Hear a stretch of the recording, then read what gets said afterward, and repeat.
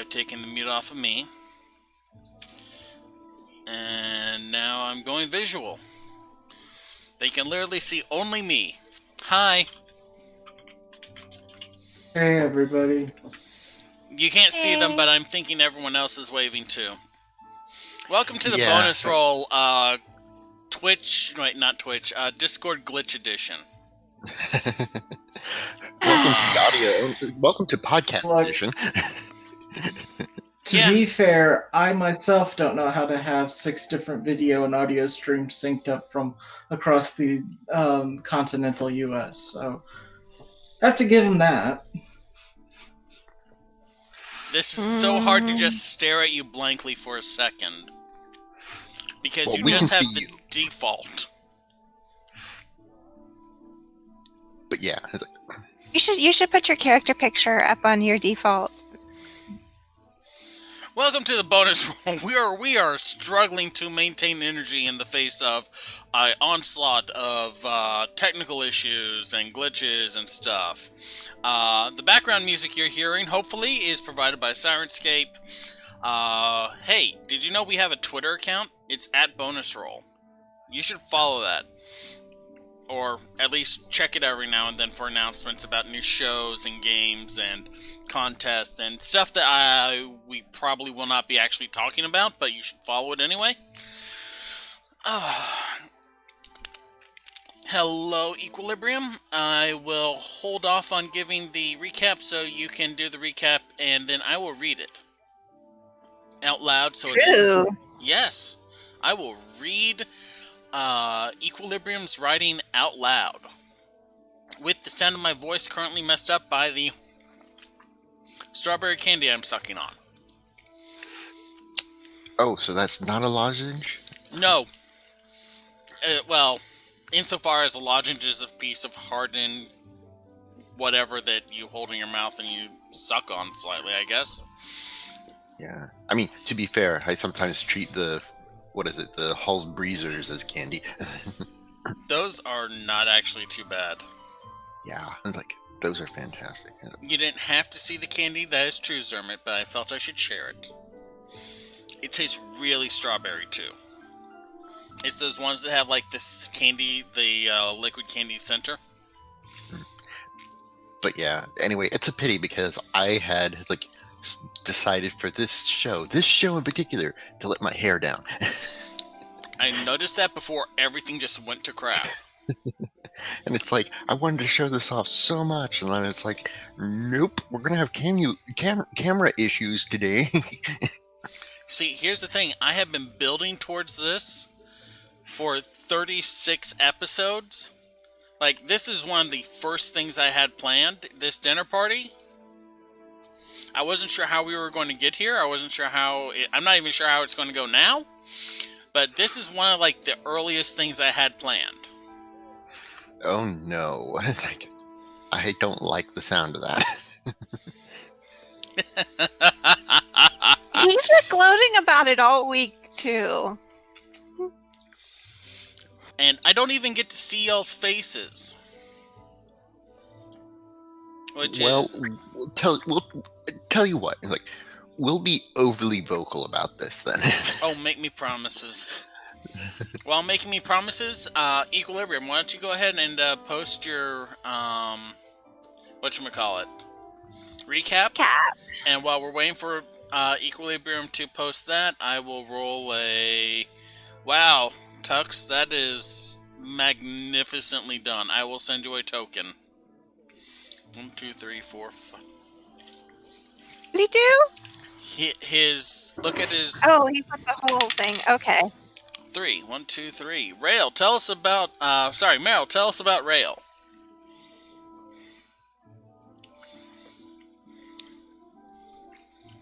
Meryl, can you hear me? Am I just going to... Oh, no. Did we lose Meryl? Can I get a mic check from every person, please? I'm here. Tux.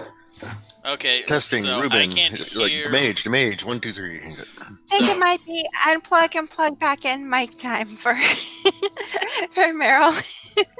Okay, so it's either Can y'all hear Meryl, or is it just me, or is it Meryl? Can't It's all of either. us. Yeah. Okay. I think it's the mic.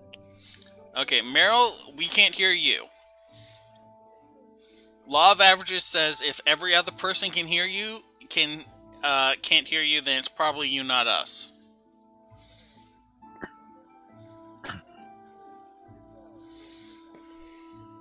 I can't hear you. Does your headset have a mic mute button on it? Is it active? Is it... Okay. Is it... Yeah. Much earlier, yes, but not now. Let's get someone else while he's unplugging and replugging and tinkering and reloading and do some more recaps. Do you know of how people. hard it is to roll a die to figure out who goes first on an odd-numbered set of people? 10. Hey everybody, my I name have a is D5. Pot789, and I'm playing Faradir, the Simic Ranger, and apparently he's now officially a part of the Simic. So, yay. Even got his ring and everything. It's I guess proof. it just goes to prove, fake it until you make it. You're a real researcher now, Faradir. No. Your first I'm paper is so due at the end of the happy. month. Oh no, grants.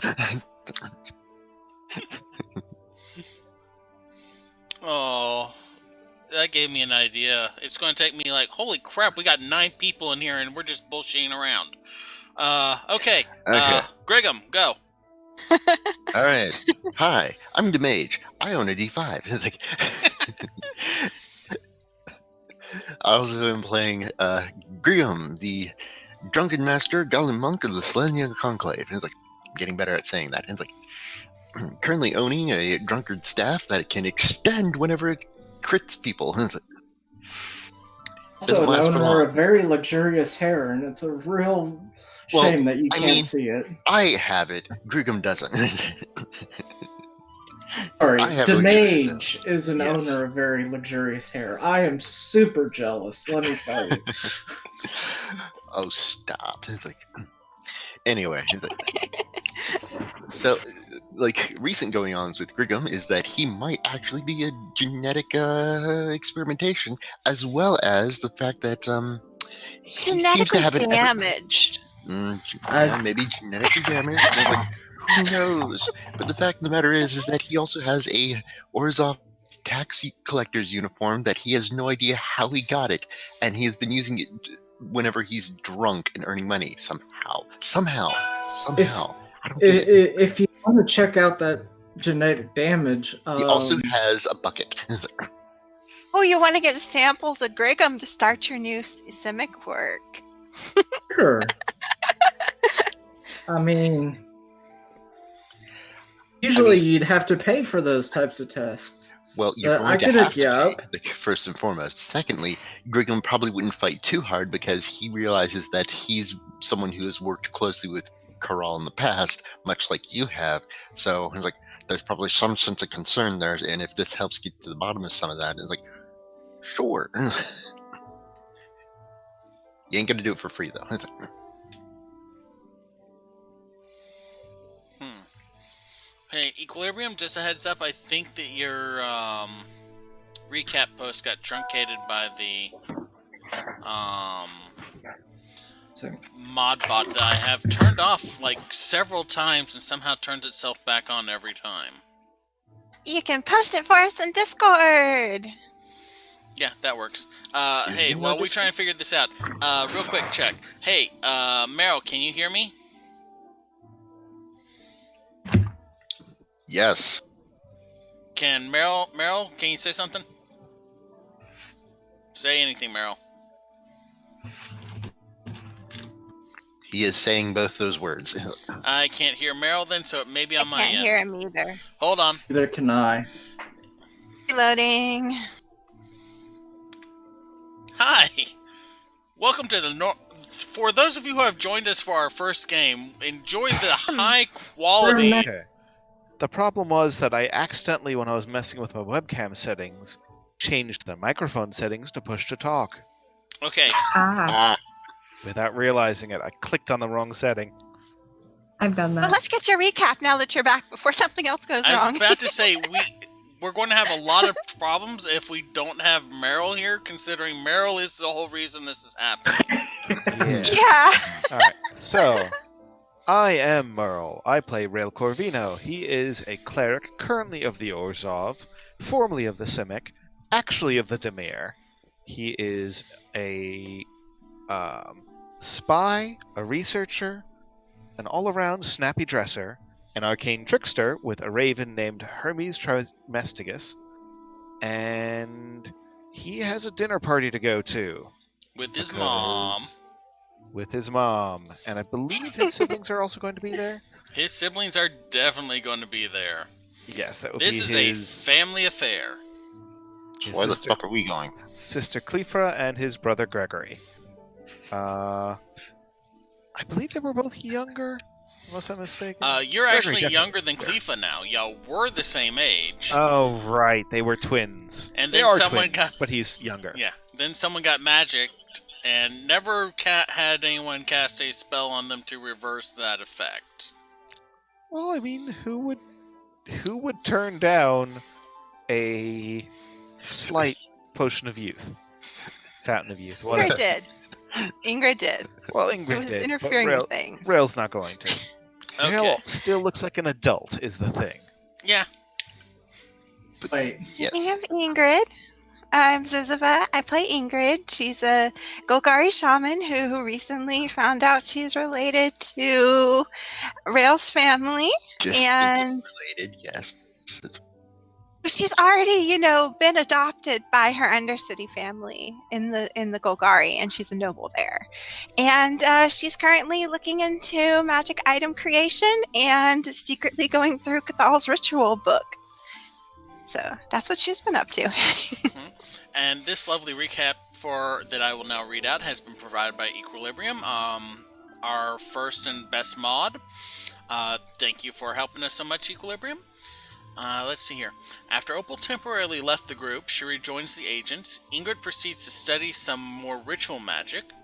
A little later, the group, or more like Griggum, encountered Asham, as the rest of the group got distracted was discussing something. In order to help the group investigate, a mysterious 7-foot-tall creature appeared out of practically nowhere.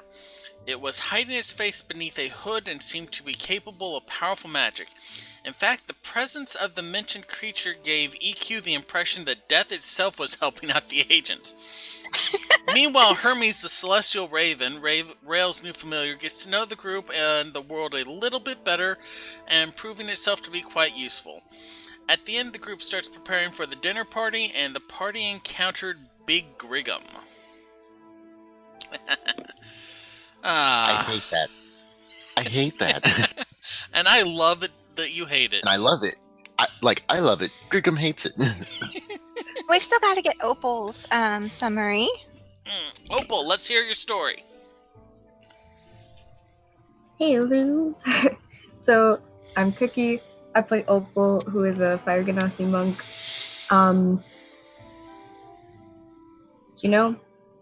There isn't really much to say about her besides the fact that she's always trying to figure out new things to do with fire, and she likes to do things on a whim.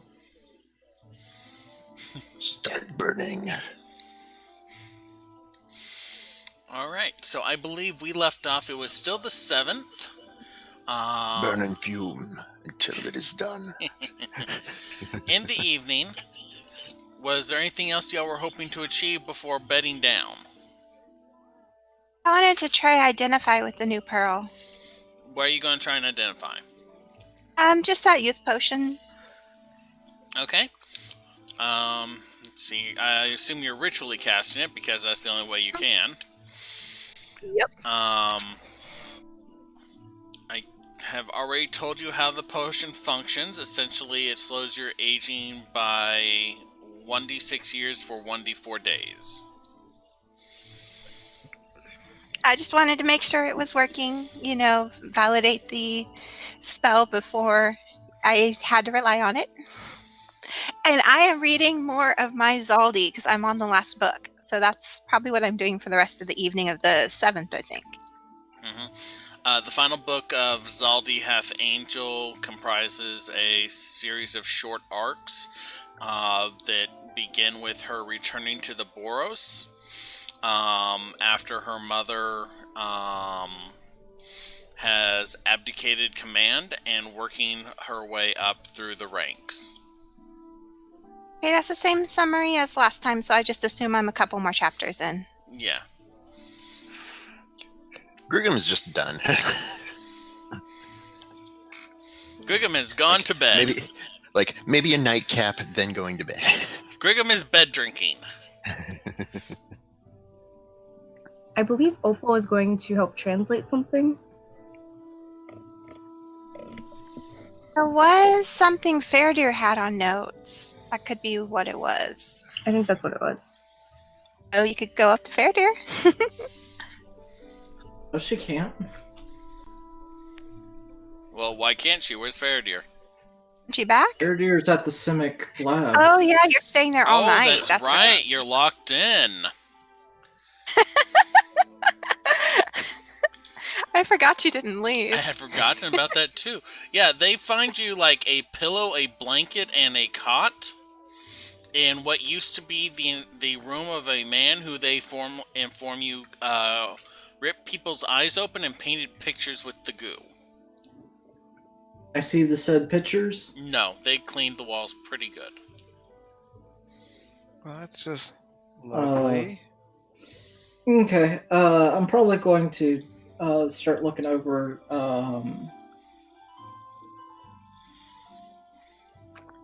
Yeah, I didn't actually ask for any of the research notes. Nope.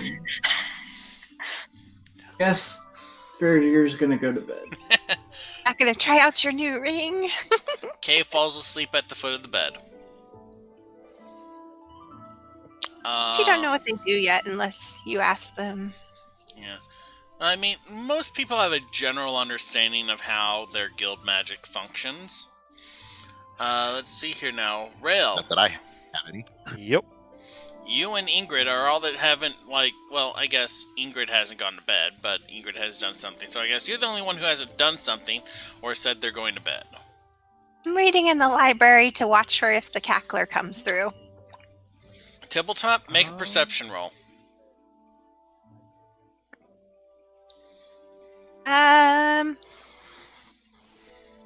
7 for me, but 17 for Watcher. Good to know. See, I believe I said what Rail was going to do last time, but I forgot what I said. Was it panic stress? Just No. in his bedroom, rolling around on the floor. Oh God! Oh jeez! It's like, why is this happening to me? I thought I was done, but they pulled me back Please. in. Rail is always calm, collected, and in control, at least on the In public. outside. Yeah, like in public. Yeah. What he does in his own bedroom is a different matter. Well, he shares a Only bedroom with Ivana would Ivana. know. I was about to say. I was about to say. Yeah. You have a knight sleeping on a chair. Ask her to step outside. You didn't even give her a cot or a bed. I thought we made sure she had a bed. Did you tell Cathal I would like to get a bed for her? Should be what you should do. Yeah. Let's make sure that Mavana is living Yeah, in like, didn't you humane conditions. Yeah. Yeah, like I agree with the Your major domo is not psychic. She's mildly I know, but I psychotic. thought we told her. It's like I have nothing in my notes about. I just then- remember him then let's tell her asking and talking now. from Ivana. All right. At this hour, you could probably find Cathal in her. I Yeah. said Cathal, not Crawl. Yay. yeah, it's like, but yeah, in either case, we could probably find her a cot for the short term right now. Yeah, you can find Cathal in her study at this hour. Probably. It's not. It's late, but it's not stupid late. Okay. Hey, Cathal, I believe we have not been giving Mavana appropriate accommodations. The door opens. 1 second. Let me see okay. which ritual she is doing. Yeah, Oh, Rail's just barging nice. in. Yeah, you basically walk in. Cathal is wearing a mask that resembles kind of like a Venetian mask, only full thing with like complex magical runes etching across of it, and she just has like a shawl draped across her shoulder that's down to the floor. In the center of her room is like a large, like writhing bush of brambles and with berries growing off of them. She looks up at you as you come in. Yes. Sorry to interrupt. Whatever you're doing. Shoot. But I'm good. it's been brought to my attention that Mavana is not exactly staying in good conditions here. Mavana's staying here? She's a bodyguard. It's what she feels she's honor bound to do. We don't happen to have any extra beds in the basement or some such, do we? I'll have one of the boys bring you one in, like, what time is it? Oh, crap, I'm way behind on this. I'll have one of them bring to you one in a little bit. And, like, she starts to close the door. Alright. Can I actually... Like, do I have any idea what kind of ritual she was casting? Make an arcana. That I will do. Actually, no. Make a nature roll. Nature? Yeah. Alright. Wanted to be a druid, so this is the perfect time. This is true. Ooh, that is a 26. You're not sure on the specifics, but it is clearly something druidic. Fair enough. Or at least Did I know that- plant-based. Plant-based. Did I know that Cathal was a druid? No, Interesting. Don't think she is. she isn't.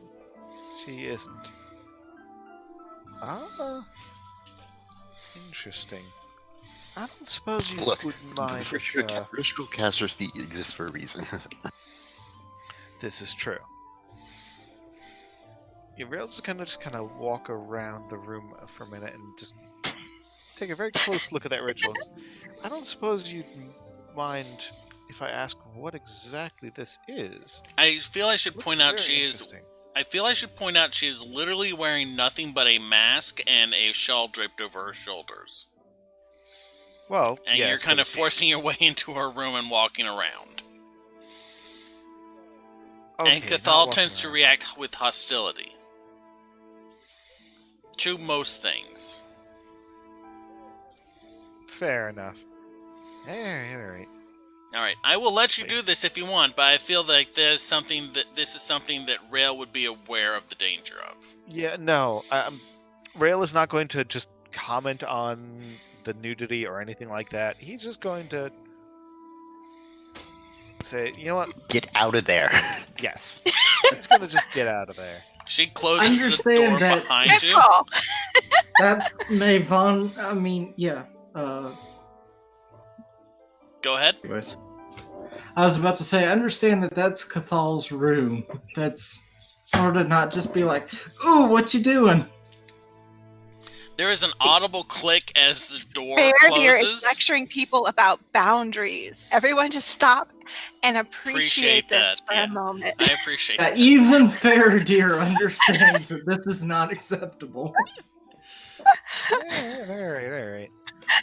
About 30 seconds after the locking sound of the Doppelganger. door, a heavy, like, way louder than it should be for a door that size, clack sound issues forth. Rail should have knocked, but she also should have locked it. All But the Rail doors should've lock on knocked. their own. Hey, I didn't unlock the damn thing.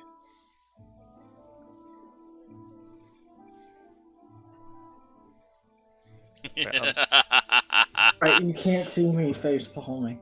Mysteries abound. Okay. Okay, listen. If Cathal is an exhibitionist, that is up to her. I don't judge. Okay. Let's see here. I believe that was everything. Hello to all our viewers. We don't normally have 9 viewers in chat, so welcome. I hope you're enjoying us role-playing. Good God. Hey, if we get one more person, I'm going to need to ask everyone to, just say something in chat if possible. Down to 2, they ran away from us. I'm still I mean, seeing down by 9. 2. I moved. I still see 9. Yeah. Oh, weird. I see 7. Wait. Is it next day yet? Are we going shopping? Is it next day yet? Are y'all going to sleep? I'm going to go to sleep. Let's do that. We're just waiting on Rail to say that he's going to sleep. Yes, Rail, are you going to perv on your coworkers more, or are you going to go to sleep? Fair, he Hey. probably should wait for the bed to come up before he goes to sleep. Yeah. It'll Of take course, meditating and going to sleep. 2 hours. It'll be about 9 o'clock before, you've seen him a few times, but you don't know his name. Kind of a middle-aged looking human with a demi-cloak, literally just drags a mattress up along the hallway and leaves it in front of the door. Just a mattress. Last minute here. Better than a freaking chair. This is true. I mean, we did decide most of the shops were closed by 7 p.m. earlier. So I is don't know if also they had true. collapsible bed frames back then. Back I then, think that in, may be something you need to get a carpenter to actually build for you. back then in Renaissance fantasy world. That is also true. Alright. I don't believe that Ravnica is the base of our time, back then, but I believe that it could be the base of Shadowrun. They just evolved into corps instead of guilds. I really don't Okay, have a I'm response. done with off topic now. I mean, you're not wrong. You know, I've heard weirder ideas. Mhm. I do want to see Amon Ket and Shadowrun. That could be interesting. You want to see Amon Ket. Okay. Next morning, Fairdeer is sitting at the table in the upper room. Oh, Fairdeer, after about, maybe breakfast and a couple rounds, they unlock the door. I'm going to go back to the Second Sight Agency. Cool, you're sitting at the table already. Oh, I'm sorry. I thought you meant Yeah. at the. My bad. No, Sorry, I thought you meant I was having breakfast at the. you Summit apparently compound. are. I'm heading to the common room early because I know we're all going shopping. Okay. Shoot, what was the shapeshifter's name again? As you get upstairs, Fairdeer is sitting at the table eating breakfast, and then Fairdeer comes in through the door.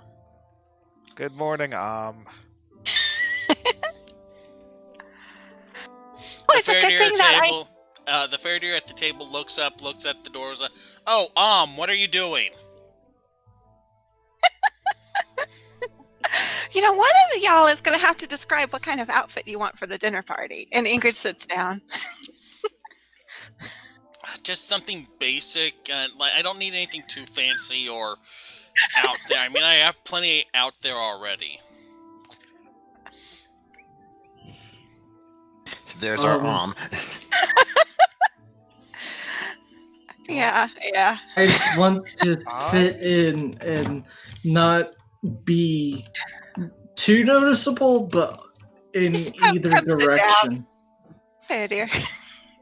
Hi. How's it going, Kind of picks up a bit of cheese. Breakfast is good. I'm going to cast Minor Illusion on the chair next to Okay. The minor illusion is of a statue of Fairdeer sitting in the chair. Okay. So now there is no movement in these illusions, so it's not breathing. It's not moving. It doesn't have the micro things of that a living person would do even if they're sitting still. So it's super creepy. Yep. Well, I said a statue. Yeah. And We'll Rails is going to probably sit down come down and eat breakfast. What's for breakfast? After a few minutes, Amnestra kind of works her way down the hallway, carrying like just platters of eggs, sausage, cheese, bread, and bacon, and sets them in front at the various seating places. Like, just mostly help yourself. It's a pretty basic one today. I got a late start. Sorry. No worries. Please don't Thank you. apologize. It's always wonderful. I'm gonna make me a plate and also give some sausage and eggs to Kay. Kay, You were out very late. You didn't go out soul searching and flute buying again, did you? Well, the first part, but I already have a flute, so I mean, there's not much point in getting two. Is there? Mavana comes up. No. Like she's strapping her armor on as she comes along. Come on, you damn it! For sitting down at the You table. need help. I hope you slept well. She finally gets the buckle, sits down, in the illusion of Faradir.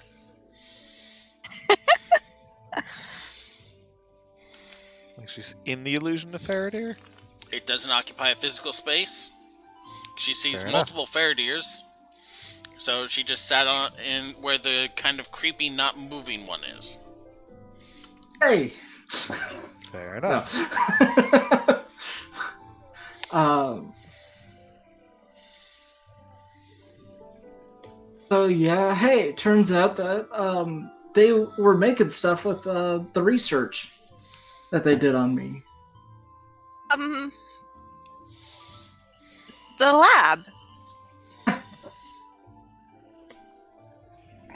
The research on you with your new infusions? Or It's pretty cool. So,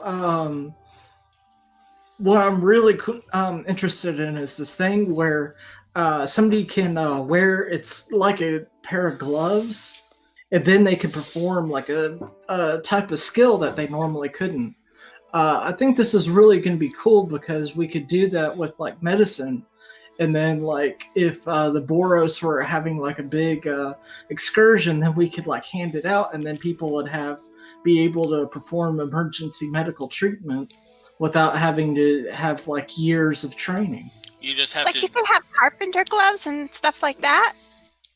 Yeah, exactly. I feel to point out that I feel I should point out that 1, these gloves are made of skin, and 2, they do not come off on their own.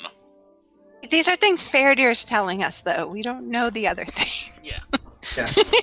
Just in case Faradir wants to warn people. At this junction.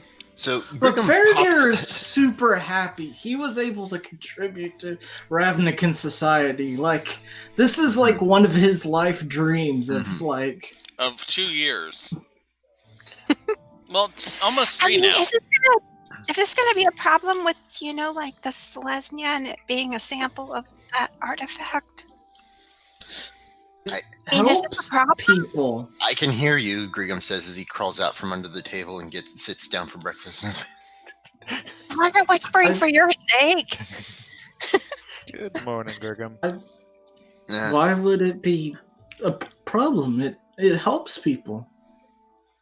That's Surprised what they didn't get you're supposed to do.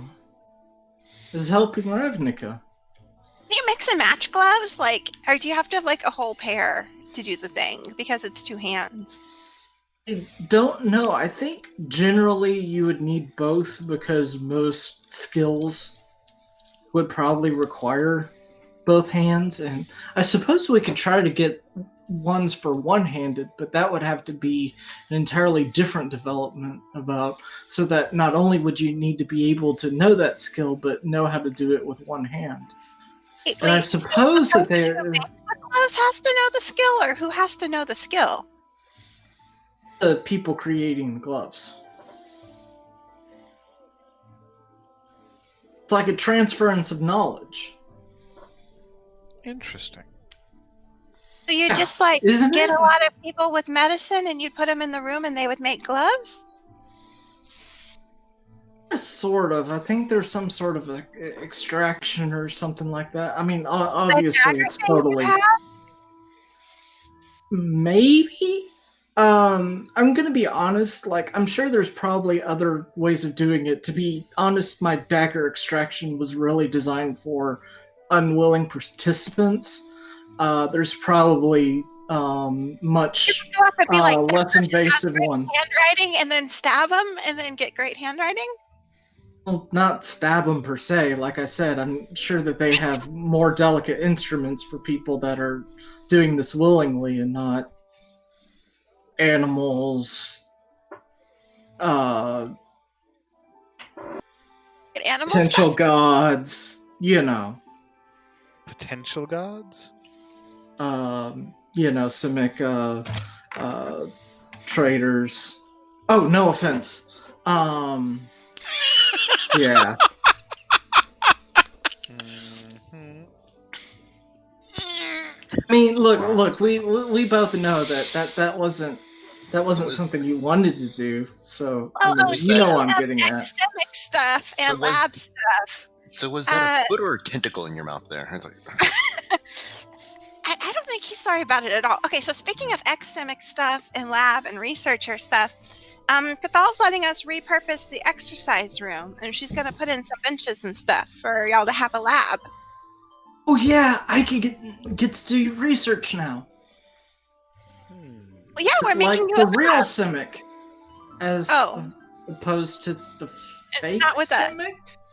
I don't know. Yes. I think I may be able to include you. Well, I mean, if you've got your own lab there, this could just be Rail's lab, I guess. That's fine. Just thought, y'all might want to work together for old time's sake or something. Yeah, I mean, I don't know if the Yeah, you Simic both have research those has to be cutting limited to the Simic. I mean, we do use the Izzet a lot, so I'm sure we could figure it out. I think primarily as long as I'm doing my research outside of the Simic Combines, or if I get special permission, I think it should all be okay. Now that you're official, I guess you have to check with them.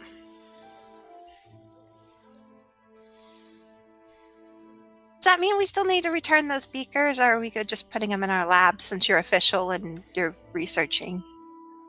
I think the beakers and stuff are fine to stay here. Okay. Don't know about the research notes yet, Okay, so but were you in all honesty, blue and green for your outfit, or did you want like more neutral colors? Do you want to see what they have? I'm gonna be honest with you. I'm not sure if I have the same visual color spectrum as most Ravnikins, so Oh. I may need some All right. assistance with that. You know what? I'm thinking if we want to try to show Faraday various ways of, like, let's see, I have minor image. Ingrid has prestidigitation. I have a cloak that can change colors. There's a lot of ways we could do this. I guess I just how do you know if you're colorblind? Do you know? Okay, so who's all in the room? We actually got Opal and Grigum in the room, right? yep. I believe Opal is just head down on the table. Yeah, Yvonne is Gregory in the heads down for room. breakfast. Opal, you were Eminestra right dropped there. food off and then left. Is still looking like Fairdeer and eating off of his plate. Their plate. Of Om's plate or Faraday's plate? Fairdeer's plate. Okay, Ingrid's I going will to allow this. Ingrid's going to mutter something, and be like, okay, just a protection, and tap Grigum on the ear. Ingrid, I don't want to make any promises, but would you be interested in any research? I like being involved in stuff. I'm not very good at research. Well, okay. What's with the ear tapping? Oh, it's just, like if someone like conks you on the head or something, it'll like you'll be less dead. It's okay. It's just a protection. I think less dead is always a good thing. Yeah. Okay. Now, okay, this is important because she is going Gari. Can you define death? It's like when I made the death saving throw and I came back. Like when I went unconscious and I came back all on my own, it'll do that for The him. saving throw. I'm not dead. Ingrid starts talking about something that makes absolutely no sense and then starts over explaining Yeah, something. it's like, what's a saving when I went throw? unconscious with the dragon and I came back like almost immediately, like my body pulled itself back together. It'll just do like the same thing for Grigum for a few hours. It doesn't last super long if something happens. You should demonstrate by stabbing Grigum. Please don't stab anyone. Not at the breakfast table. Yeah. Wait till I mean, sounds like it's like technically Rail and I are trained in medicine, but we don't go stabbing people and being like, don't worry, we can heal you. It's alright, you'll only be mostly dead. Most. According to Golgari. A Golgari warlock. Shaman. Ingrid uses her other spell up on one of her little grub worms to activate Hex for later. And then starts cleans her hand off and starts breakfast. So y'all watch as Ingrid pulls out a small grub worm, curses at it for a second, and then crushes it. Then cleans her hand and drips it back in the bag with the grub worm. I keep meaning to ask about that. What? Curses and stuff, they last a long also, time. why? Okay. Well, they last a long time, but they don't last a long time if you don't cast them. Alright. I suppose that makes sense. I'm not good at this. I bet Kalin could answer it better. Did you end up preparing sending today, just in case? Oh, right, thank you. I meant to change... I forgot that we took a long rest. I meant to switch up my spells. It's like, oh yeah. So... We're not expecting to die today, right? You have a dinner party in 2 days. I mean, we're usually not expecting when we get attacked. So, I just figured Grigum likes to run out in front of everyone and be super protective. So, yeah, I just do that in case. This is a family dinner, right? Of course, I'm questioning why we're coming along. It's like, but yeah, it's a family dinner, right? So this is what, member plus bodyguards or what? Something? It's like, is it that Maybe kind of they were family? the Capital F family dinner. I worked there to make Rail look more important, I think. I was like, okay. I think so. Yeah, Basically, this is a It's a company networking meeting. opportunity, potentially. That makes Do I sense. need to bring more fire then? You need to come with us for more Yes. clothes. Alright, so I'm going to Bring more unprepare, fire, revivify, and prepare sending. Okay, that seems like a good chore. That is definitely the spell I would have unprepared. Oh, we haven't had a Okay, I payout could unprepare. in 6 Spiritual months. weapon, then. Oh, sorry, you There have you what? go.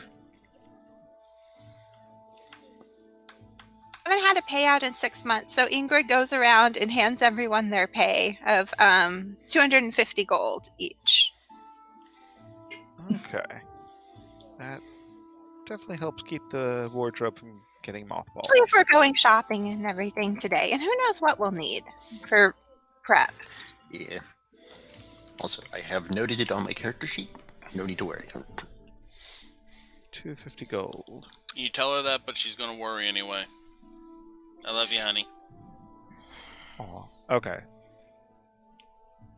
Right, so I will keep Revivify, just in case. I don't think we'll need Pass Without Trace. We're not planning on being sneaky today. None of y'all are stealthy.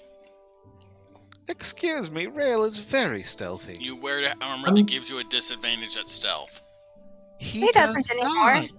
Oh, right. He did That's for, right. You the swapped first it. session, and then he changed it up. Yeah. I thought Grigum and I were not bad at stealth. Okay, so I mean, Rail could always invest in more armor. I mean, His I've got a plus Family might even 4, buy it but- for him. all right. So it's a choice right now: Pass Without Trace or Spiritual Weapon. I think you Fighting have or Spiritual- sneaky. I think you have better things to do with your bonus action in combat. Actually, you have that Heartstone with the creature you could command. So maybe That's Pass Without true. Trace. Because that would give you a chance to try out your item. That is also true. Do I have the item? Was it? It wasn't attuned. It's not an attunement item. It's just a once per day item. It's Stone of Elemental Command, I believe is what it's called. I thought you added it.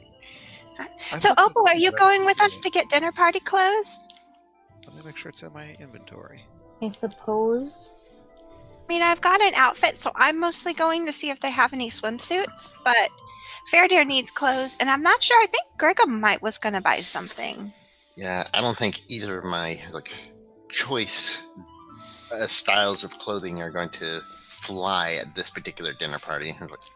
You should totally show up in the tax collector uniform that you cobbled together while you were drunk. Okay, none of my 3 styles of outfits are going to fly at this place. It's so if Rail could give me some pointers on what I should try to look like without being too, how can I put it, sycophant. All right, we're talking Orzhov, Mhm. right? So the Orzhov are very snooty, very much money in.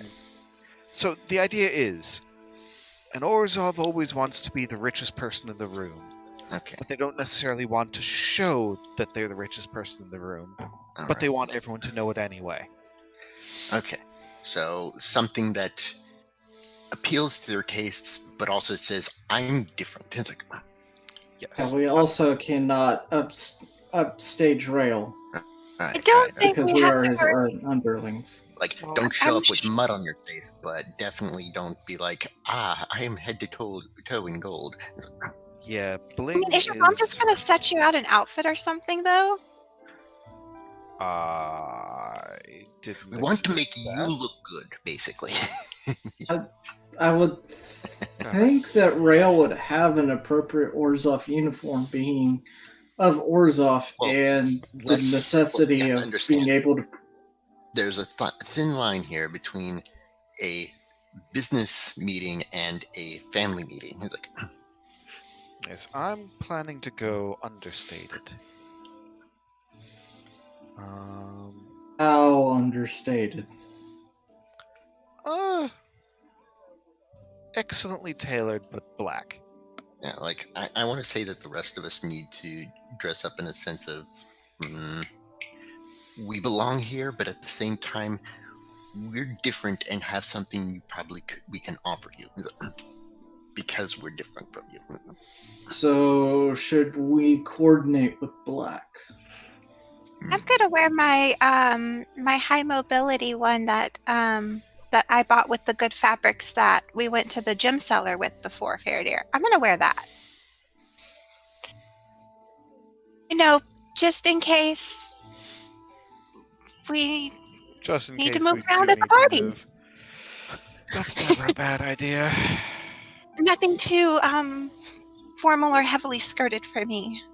Hmm. I would suggest the same for you, Opal. Something practical.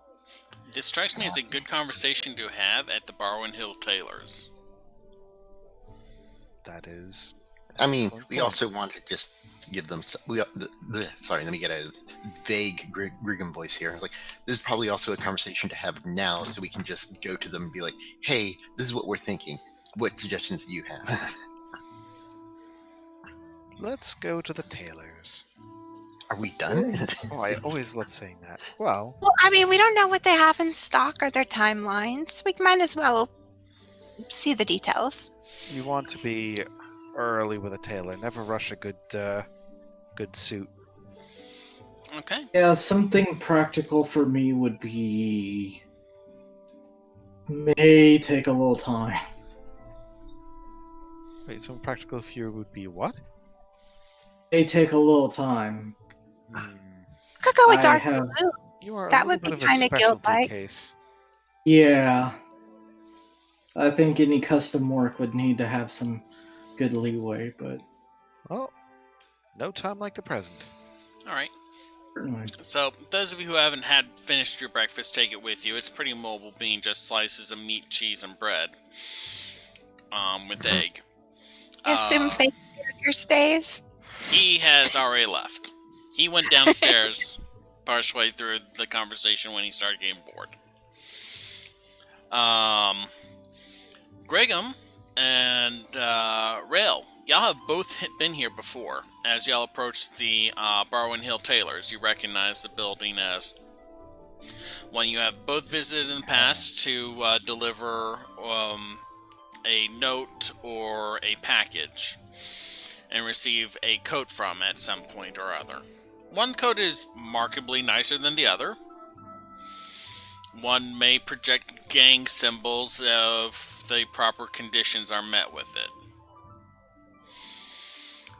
The inside of the building is warm, rich wood fixtures, plush velvet seating. The entryway leads into a decent-sized waiting room with chairs and tables for people to sit, which leads to a open back room where there is a stand in the center and mirrors around the edges. Scraps of cloth and completed outfits hang from racks along the walls on either side of the entryway and the main room.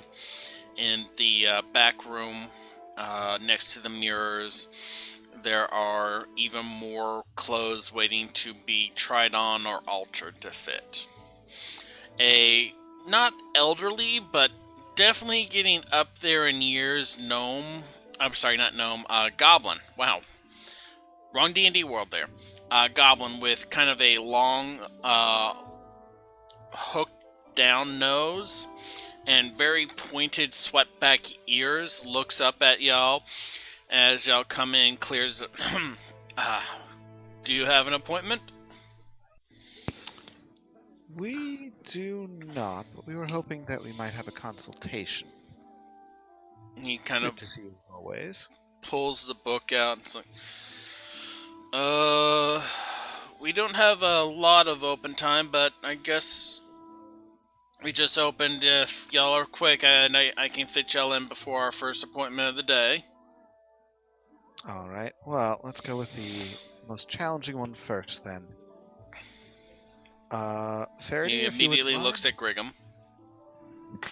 Oh, you look at Griggum first? Not the one with the tentacles? Please continue. And we're coming. It's like we're here at this place. Yeah. You think a goblin would be fairly adept at goblin tailoring? I look at the fellow goblin and I'm like, and I shrug. And I'm like, Anyway, who first? Alright, Guess I'll go first. so we need to be kitted out for an Orzhov dinner party. He immediately closes the books, gets up behind it off of his chair, and as he walks past y'all to the door, you see he's actually like maybe 4 inches shorter than Griggum. He is tiny. He slams the door shut, locks it, flips the sign over to closed, come back. Back room, come on, let's go, all of y'all. All right then. All right. It's always a pleasure working with a professional. He like starts pushing chairs towards the back room along the walls. Like, all right, have a seat. First person up on here. Get up on there. He grabs a tape measure and he starts like at the cuff of the ankle where he can actually reach, and starts taking measurements. It's like, okay, so dinner party, you said? An Orzhov dinner party, yes. It's a family affair. Mm-hmm. That's very good. So formal? I believe it should be, yes. All right. Suits for the men, dresses for the women. I did have something I was going to wear, Rail, but do you think I ought to get fitted anyway? Did Ingrid show Rail what she was planning on wearing? I think you've seen it before. It's the noble clothes that I bought when we were doing the gym selling, but I'll just pull it out of my bag, and the bag will be like... Okay. Let's see, maybe just touch up on that one then. Yeah, I think we need to have this particular one tailored for this party. Haha. Mine was custom tailored. Yes, but for a different occasion. He looks over as he's taking the measurements on Fairdeer. Do you have any special additions you would like added? All in favor of putting some of our company's, I guess, colors or like imagery on there. I'm trying to think if that would Would be that be stylish appropriate? or gauche. Bright magenta I mean, and like, an eye subtly. symbol. The goblin like looks over it. No, hold on. He goes over to one of the mannequins and like just flips it over. Gestures y'all all to come over. Opens the jacket, like feels along the lining, finds like a little separation, pulls it open and reveals links of chainmail sewn in between the lining and the outside of the jacket. Do you want additions? Additions. Well, I don't expect it to come to blows.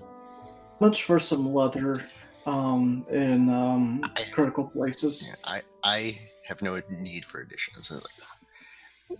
Everyone I else, suppose that means I can't wear my current armor, huh? I mean, if that's what you want to wear. Are you asking him, or are you... She's kind of muttering to herself. I would say like out of character, I would say maybe something like a subtler armor would probably benefit you in this case. Like maybe you can have it tailored to have like an armor underneath. And it's like, Being attuned to my armor, do I know if I can use it if I'm just touching it, or do I have to have it like fully You buckled? have to be wearing it. Wearing and fully buckled. Yeah, it needs to be fully on. You can't just be like drape it over your shoulders. The goblin looks up at Faraday. Adding some leather reinforcement and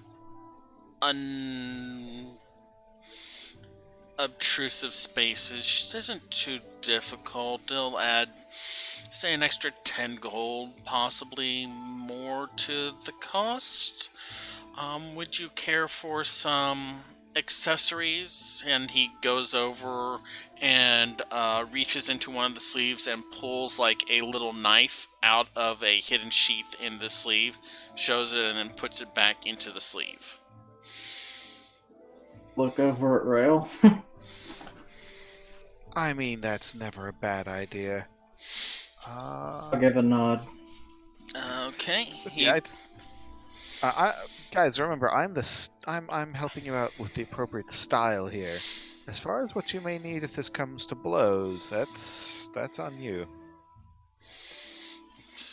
He takes a piece of paper and he scribbles down information. along with like Ferdier's measurements, is like, I would recommend for you a 3-piece, a jacket with the leather reinforcements, a undershirt, and just a basic fitted pants. The extra bits can easily be accommodated. I look over at Rail for approval. But please, I think the tailor knows what's appropriate for this occasion. All right. I nod. Total will come out to 55 gold. Here's... Okay. Oh, okay then. He takes it, like, writes down some more information, puts on the stack. Next. What is the timetable for that, though?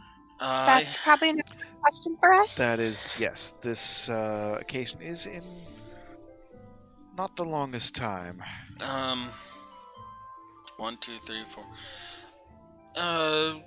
As long as y'all don't have any drastic sizing issues or nothing extremely out of the ordinary on accessories or accoutrement, you should be able to have this mostly ready by tomorrow, say around evening. That sounds wonderful. If you want, I could possibly have them done today, but there'll be a premium.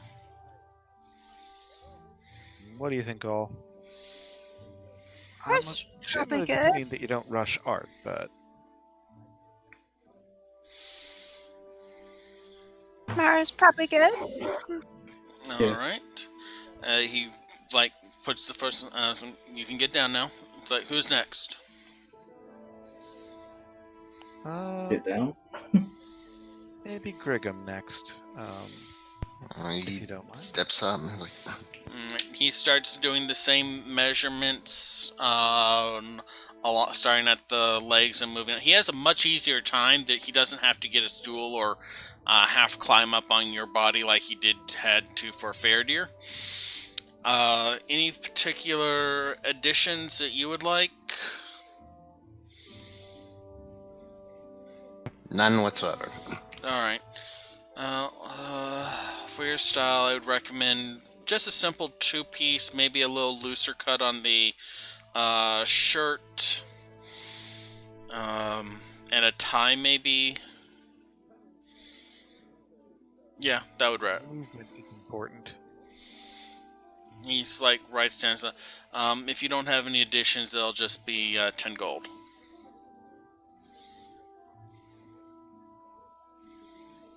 All right.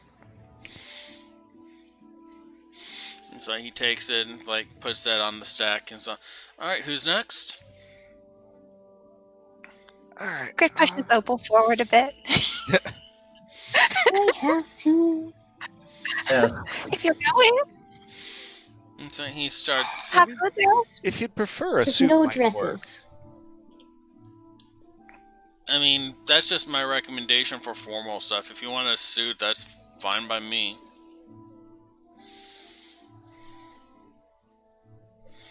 A suit would be preferable. Okay, we can do that. He starts taking measurements and stuff like that. We're going to have to account for your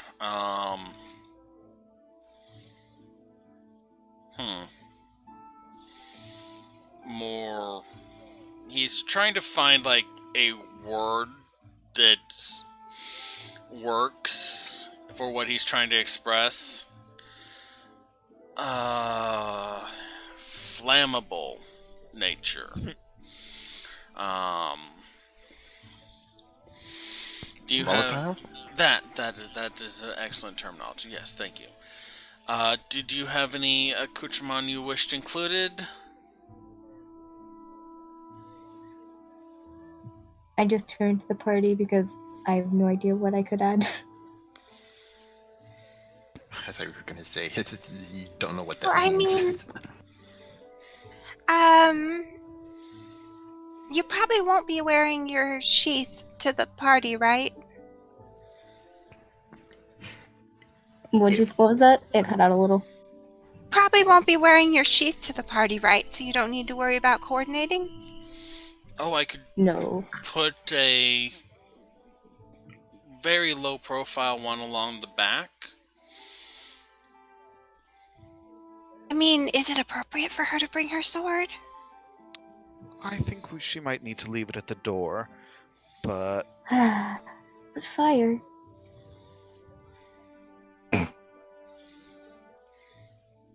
I mean, the thing is, technically, Mivana is my only official bodyguard. You're all coming as guests, so weapons get a little bit more complicated. Yeah, I mean, if push came to shove, like maybe design a pair of sleeves that could be easily torn off and then set ablaze for. They would. She could generate enough fire on her own. No, that doesn't seem necessary. I mean, I could definitely do it. I'm thinking something in a nice charcoal to offset the brightness. Ooh. Yes, that's actually a good point. Yeah. Like, it's like he writes down stuff. If you don't have any additional accoutrement yourself, then that will be 15 gold. Okay. And he adds that to the bottom. It's like, it's 1, 2, 3, 4. And he turns to look at Ingrid. Did he already do yours, Rail? No, Rail was gonna wait for last. Oh, I thought Rail declined. Huh? I thought Rail said Rail nothing didn't for me. decline. Okay, my bad. 1, 2, 3, then 4, and he looks between Rail and Ingrid. It would... Do you think they could just, if I had something kind of flouncy, I could still wear the armor? If you like, I could possibly alter it to incorporate and accentuate the armor. May I see? And he gestures to one of the changing rooms on the side. Sure. So you change into the formal outfit? I can't tell if you're breaking up or if you're just being monosyllabic. Yes, I'm changing into the outfit. Okay. So, little bit of idle time while Ingrid changes. She comes out. He starts taking measurements and stuff. So, I'm going to need to check some specifications on the armor as well. But, Do you think that's not really appropriate, Rail, or...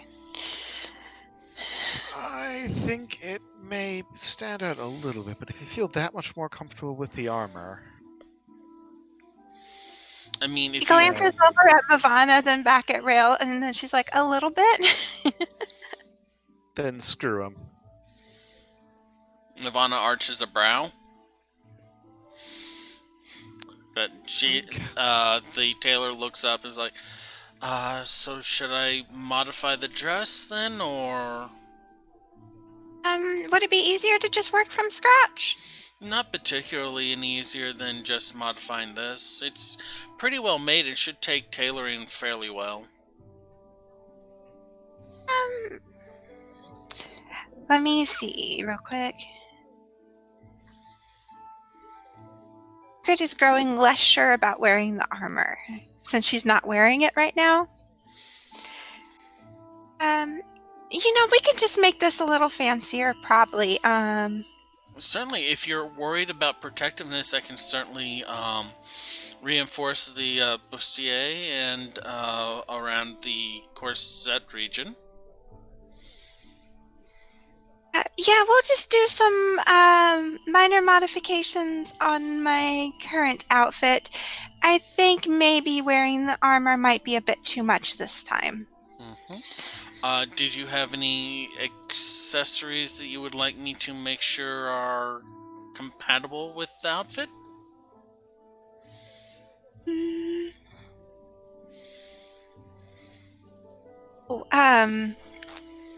These little wristlet things. We should probably keep them covered or integrate them.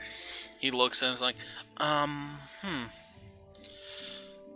not a huge fan of the little flouncy, and he picks up like some of the soap bit that hangs over your hand while you're wearing them. But we can definitely tailor the sleeves to accommodate them, or hold them back if you prefer. Yeah, I think if the sleeve just held it back where it was kind of hidden, maybe like a bit of a bell sleeve that gathers. That should be no problem. It'll be a little bit cheaper since we're just modifying what you already have. 5 gold. Okay. You said something. He looks over at Rail, arches a brow. Yes. So, this is my family party, so I was thinking something a little understated, but I would still like to feel like I'm in control of the room. He nods, goes over to like a series of drawers, starts opening and closing them.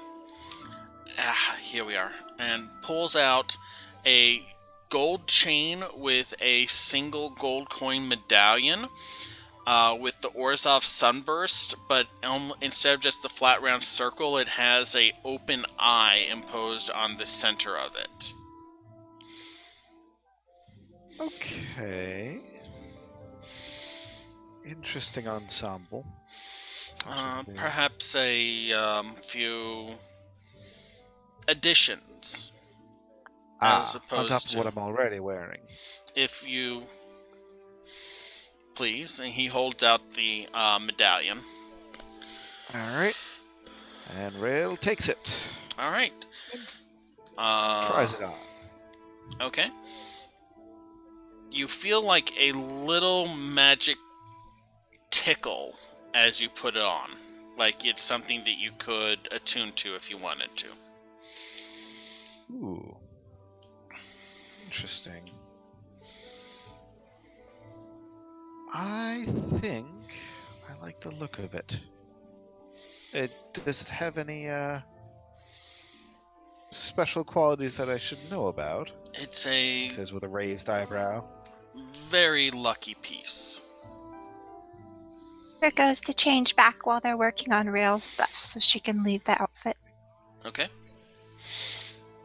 I think this sounds right up my alley. I believe it was originally called a coin of fortune.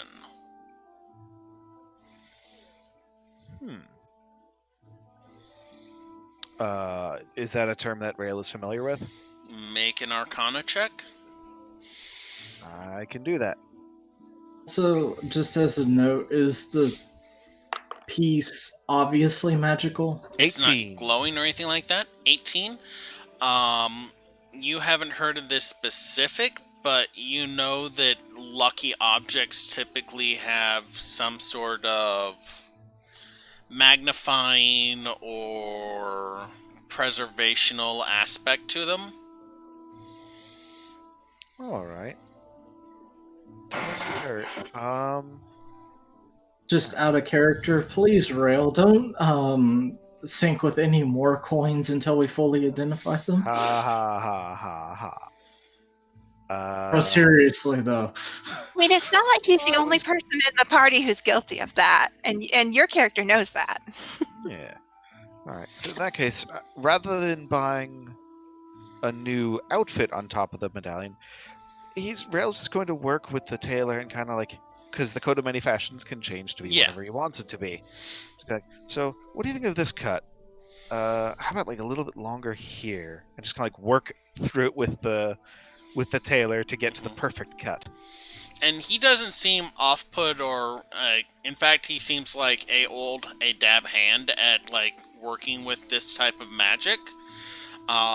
Where like at one point he puts a hand on your back, grabs the tail of the coat, and says, "Okay, I'm going to pull it. Keep on extending it until I stop pulling." And to physically get it exactly where he wants the length of the tail. Okay. Alright, and But I'm assuming, again, that this is not something that I can easily wear over the chain shirt without it being obvious that I'm wearing armor. I mean, and make a persuasion roll for me. Okay. That is 17. 17. He looks up at you and is like, "You're buying the necklace, right?" I do believe you've made a sale. And with that confirmation, he gives you a once over on how to alter cuts, thicknesses, and sizing to make clothing blend with armor more fully. Ooh. Okay. Alright, and I realized I didn't actually ask what the necklace costs, but You probably should have asked what And the I cost wasn't was. changing, so I didn't warn you. well, we'll deal with that when we come to it. And it's But, like, yeah. once this is all done, he starts sorting through the paper and he looks over at Rail. So, your total is going to be 680 gold. Right. That Can you afford that? that's not the kind of question that you ask. Ingrid's He's going gonna to say over come the out spy's murmur. changing right now. Alright. Fair dear, he's an Orzhov. You're not used to the stuff yet. So, Priest, do you want to go over our ledger real quick? Yes, that's more than I brought with me at the moment. That's fine. Spice We accept Murmur. letters of credit. Yes. Want it on a future draw or not? Yes. How much do you need off the future draw? About 300 of that.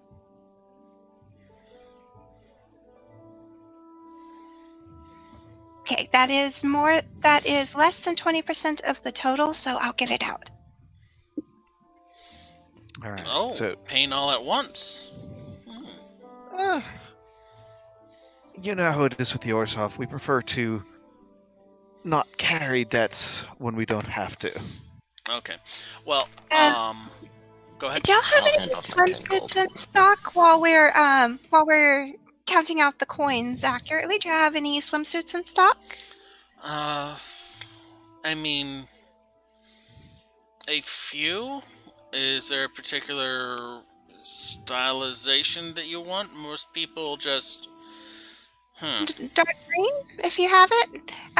You've got the measurements. If something I can needs to be. put something together.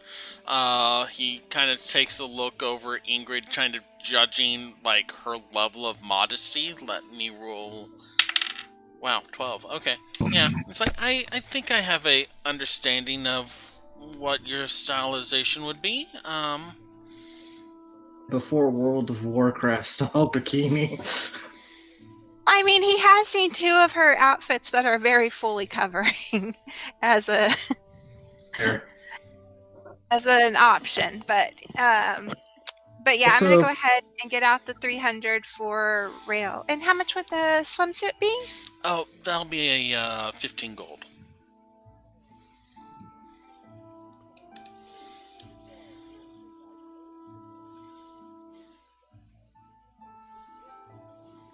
Like, over the spy's murmur, I'm probably gonna ask Rail, do we pay now or when we get the clothing?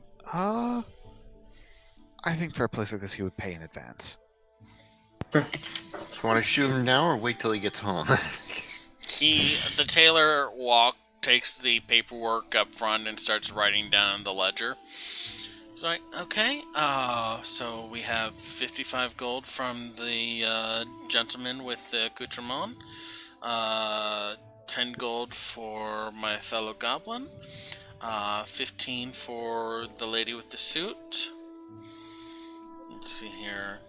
680 for the fine dressed gentleman, and let's see here now. It was... And he goes through the notes and it's like, you're getting 2 orders. I'll go ahead and give you a break and do 20 gold even for the both of them. Sound good? And that's what it was already before, right? Yes. She'll look at him and smile really sweetly and be like, "Oh, I thought that's what it was already," and act a little confused.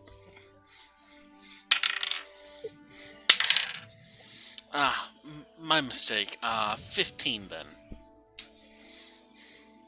And she hands Rail over the stack of the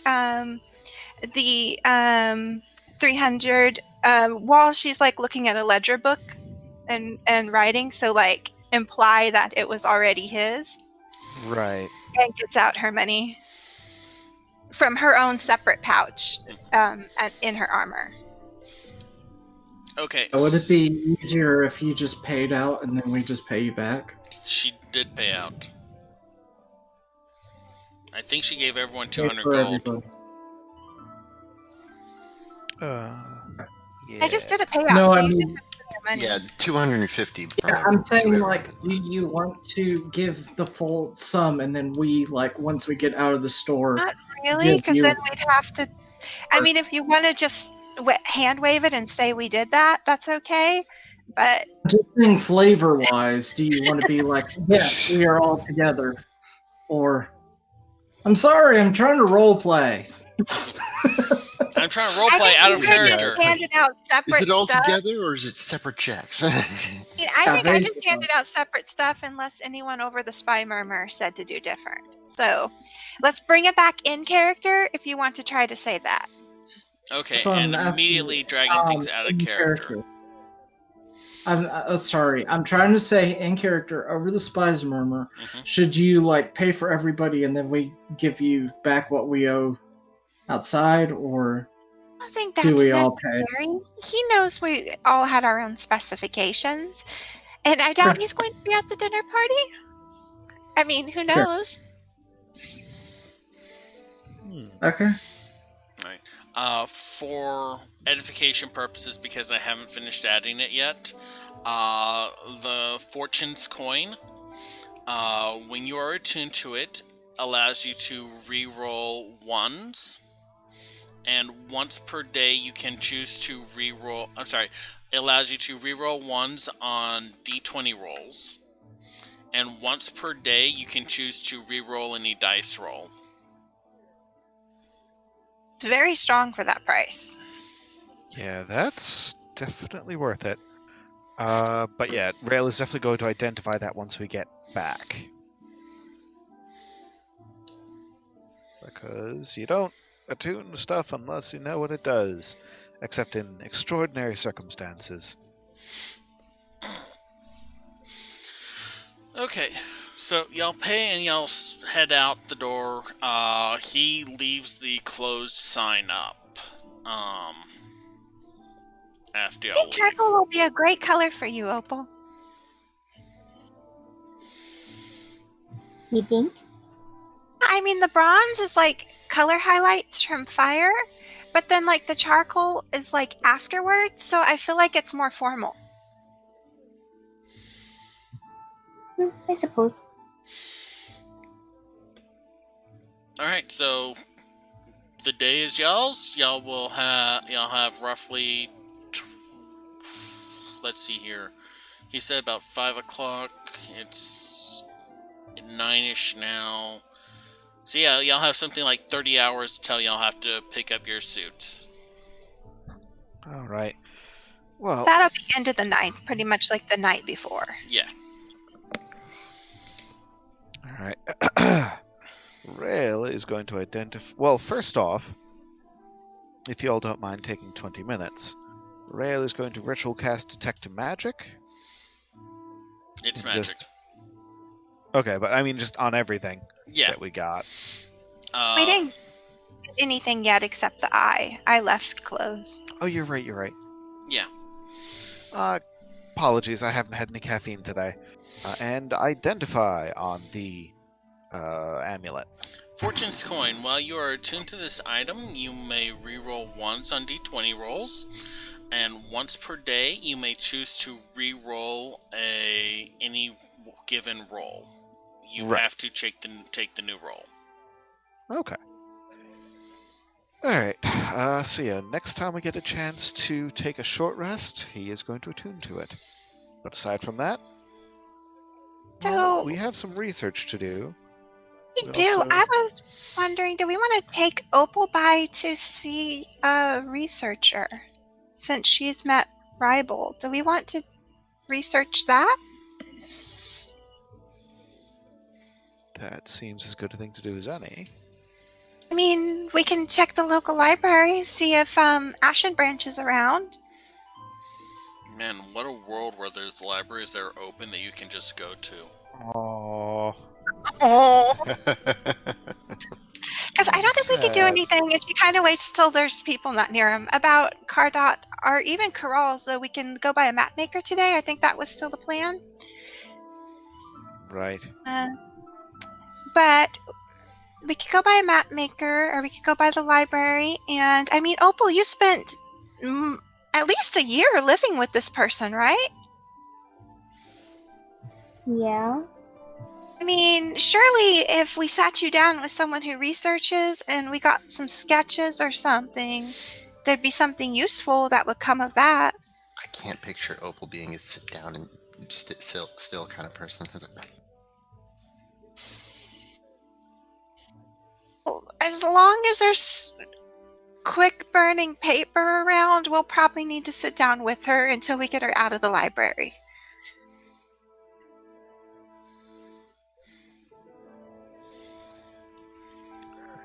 And I'm not saying this to be mean. I'm just saying this for roleplay opportunities.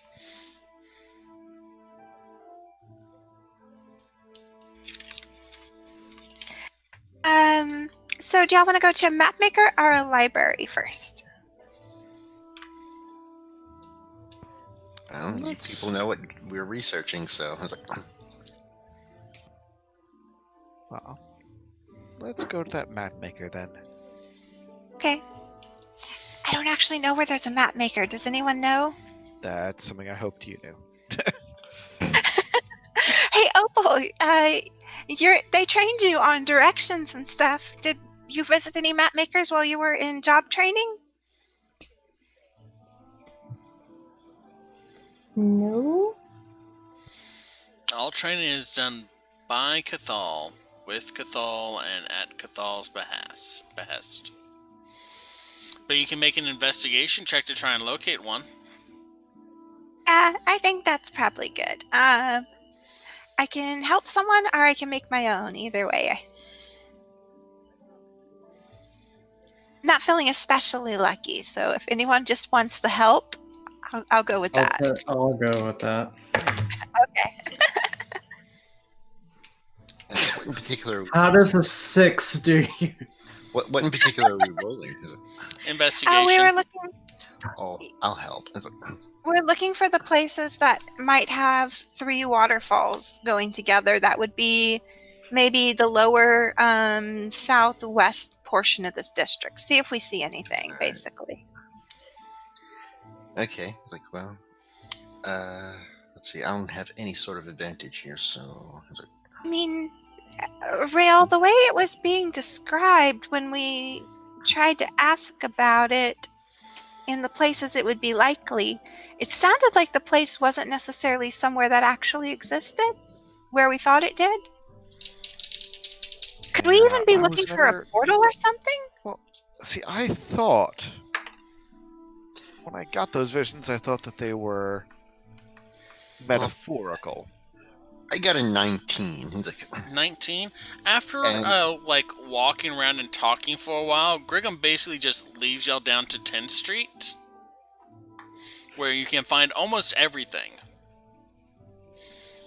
enough. Let's see here now. Which one? The closest one would be. Okay. After a little because looking. I figured. Go ahead. I was gonna say I figured my character would understand places and metaphors the best. Yes. Being monk and from Selesnya Conclave. There's a definitely time for y'all to have a discussion as Gregum leads y'all down to 10th Street. On 10th Street, it takes like maybe 10 minutes of looking after the walk to find the Faithful Rendition map shop. It's a squat, single-story, single-room building. As you enter, a woman in her late 20s looks up from a drafting table where she seems to be carefully drawing. Good to see you again. Good to see you again. Hi?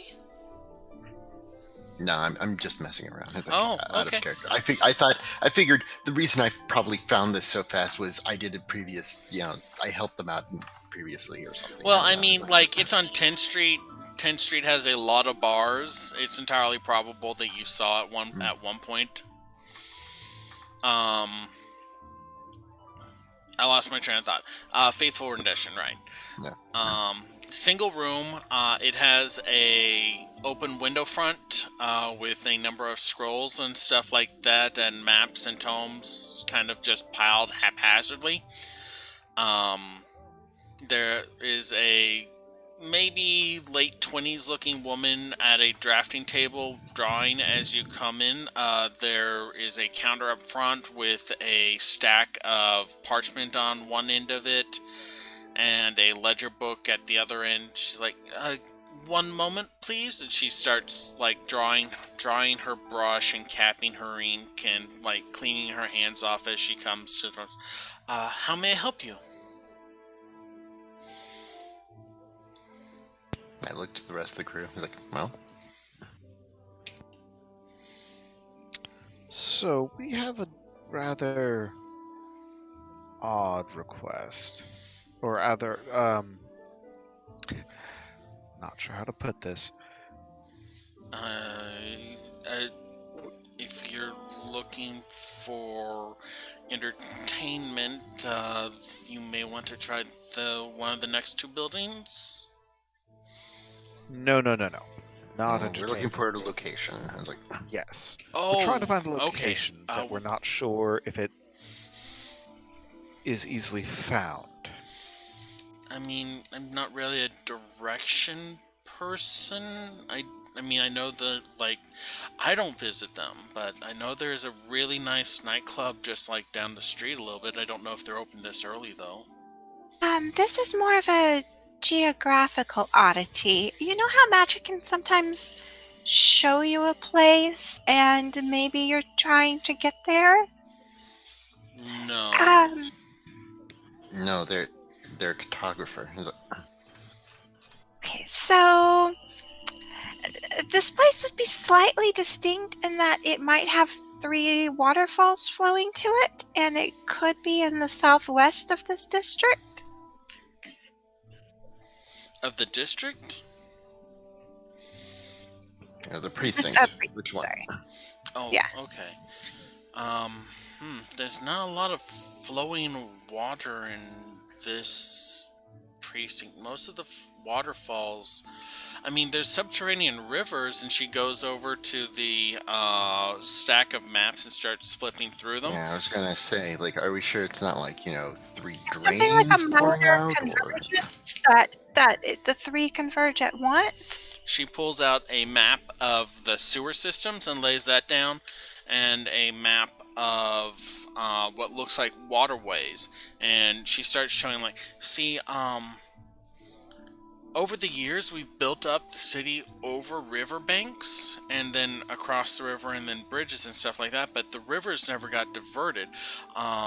So if you go below the sewers but above the undercity, she kind of shows you making that gesture. There are subterranean rivers that feed into the blister coils and then down into the zonot. Probably a likely place to be, and even if nobody changed the way the rivers flowed, maybe they worn their own way through. It's like might have created 3 different waterfalls. I was like, I mean, this map actually seems like maybe it was mapped more recently, Oh, not an older waterway. oh, Those elevations mean that it's mapped already as part of the Undercity? I mean, it's not. It's a kind of a gray area. I made this map, but I made it by copying an older map. Did. mm, All right. I don't know when that map was made, but I mean, yeah, this was mostly just practice. But yeah, it's kind of a gray area because there's so many layers of city. You can actually get down deep enough to where like there was running water going through parts of the city at the surface level in this area at one time.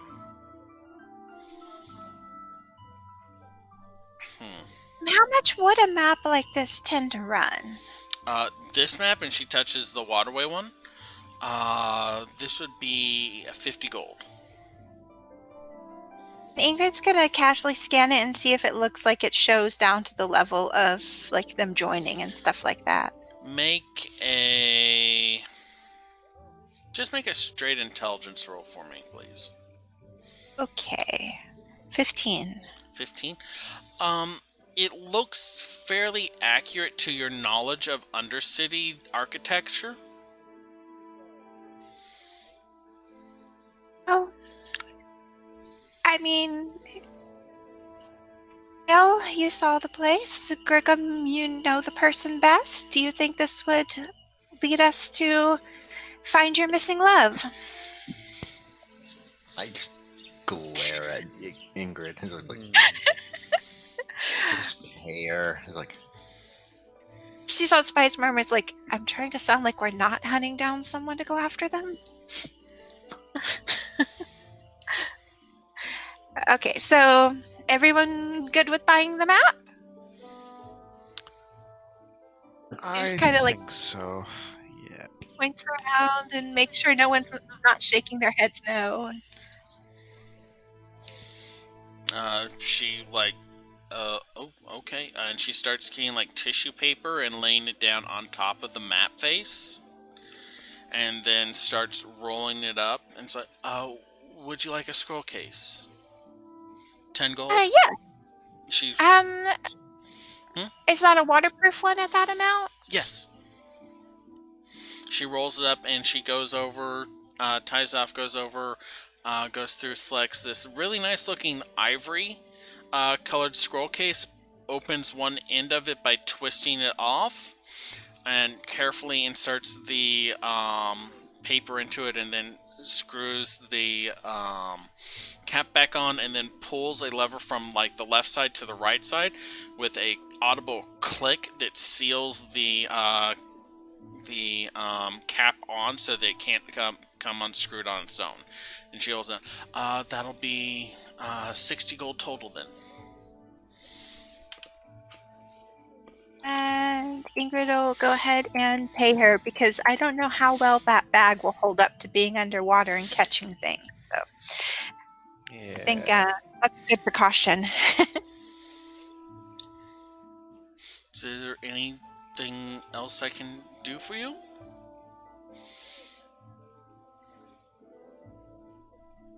I don't believe so. Alright, well, I have blueprints to get back to drawing then, if y'all will excuse me. Please feel free to browse, I guess. And she goes back to the drafting table and starts uncorking the ink and adding a little liquid to it to re-wet it, and dipping her brush, and she's starting like very minute drawings. What was your name in case anyone else asks where we got the map or anything like that? Oh, this is the faithful rendition. My name is Helena.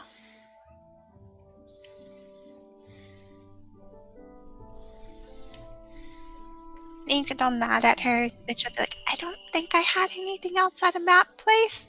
I'm hoping as we go, Opal will be able to... Oh, do we need more paper or anything? We have the notebooks. Opal, if we have notebooks and ink pens and stuff, will you be able to add as we travel? I should.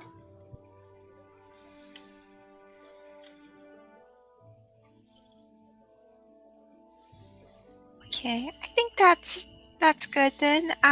Off to find a library. All right. One of the things about 10th Street is you can find pretty much everything there.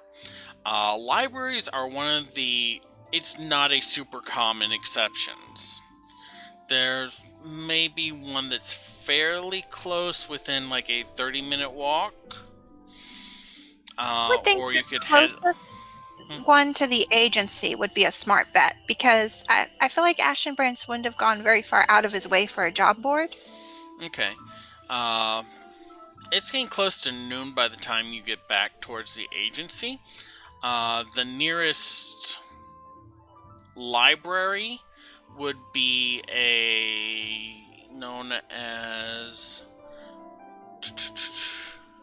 I guess after the reconstruct, the Suit Feather Archive. Like SUIT or S? SOOT. And we could have Cathal contact him too as an option, I think. Back to the agency for lunch. Sure. Alright. Y'all return to the agency. No one seems to be in the meeting hall. I think we do have one other point of business. Do we need to look into, is it explosives? Oh, I thought we were going to talk about Opal. What are we going to talk about Opal about? The coin. Huh? What a coin. Wait, what coin? Rael and Ingrid didn't know about that. Yeah. I was they out of didn't know. character talking to Faradir. It's like, you know he's not the only one. Like, that was earlier out of character. Rael and Ingrid don't know about it. Yeah, she has a coin. I mean, Like, I have the plenty of coin Rael bought today, or? No, it was given to her by her ringmaster. Like a coin, like Yeah. the dangerous. Like a coin. Yes. Oh. I think. Possibly. But why do you have a coin? How did you get it? Which coin is it?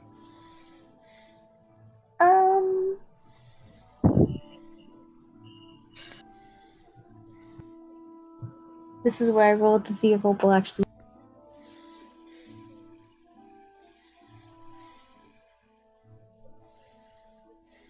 Okay, she says. Devotion? Did he give you that?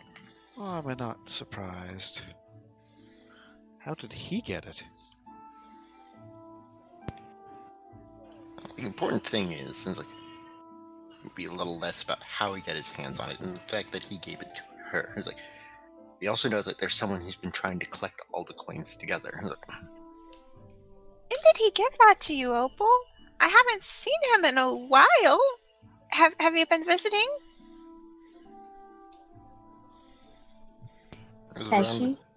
it was roughly around the time she joined us. So it's like, I mean, that's it. Has she? I don't determine what your characters do. I just tell you what happens when your characters do stuff.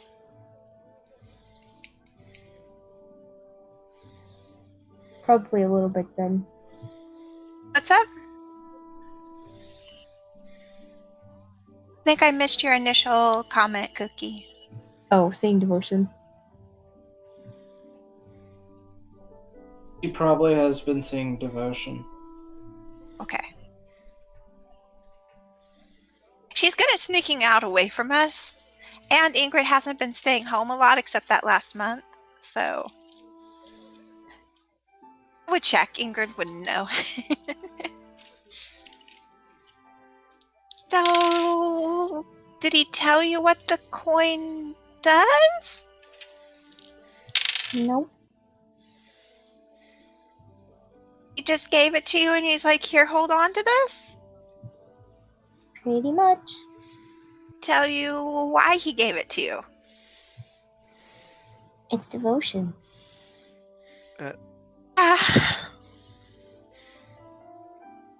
Yes, but She has a point.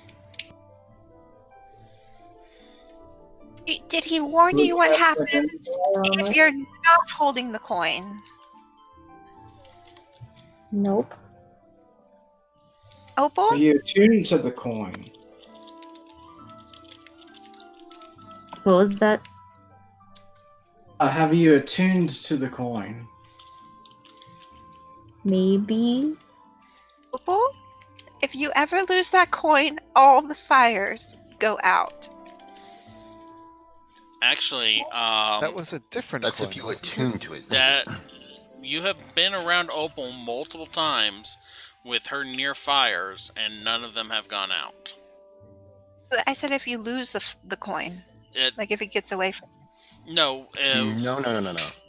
Whenever You go blind if you lose the coin. Yeah, whenever Rail was near a fire, whether he had the coin on him or not, the fire went out. He was never near a fire with the coin on him, so we didn't know that. No, we saw it. It's a good clarification, I guess, but he already had the coin taken and was blind before the fire douse. Whoops, I just gave something away. Don't mind me. Alright.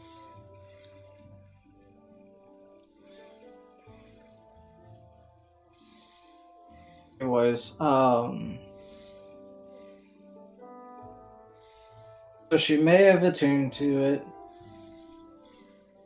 Are we able to cast Identify on it just to even know like what this thing actually does? The guy couldn't cast Identify on it. That was like Major Azorius Investigator guy. Okay. I mean, you can certainly try. Sure, we can try if we don't have to touch it. I'm not touching that thing.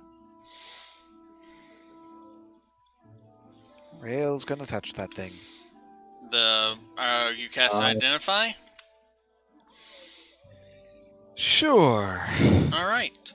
Let's try. Are you casting as a spell or a ritual? Ritual. I'm not Alright. burning a spell slot on that. Let's see here. That's 1, 2, 3, 4, 5, 6, 7, 8. I'd like to be 30 feet away when you mess with this coin. Roll me a 1d8, please. I'm gonna wait on the stairwell. Not kidding, Rail. Alright. You have to. Damn it. You have to drop dice on the floor. You have to take chances to learn anything.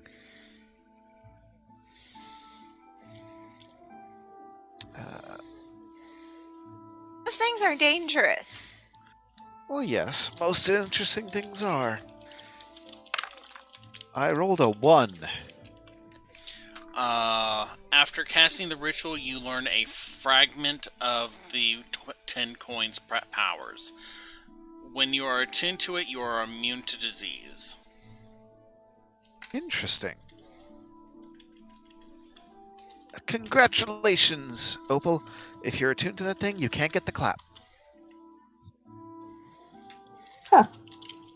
Cool. Or, I I mean, would not recommend attuning.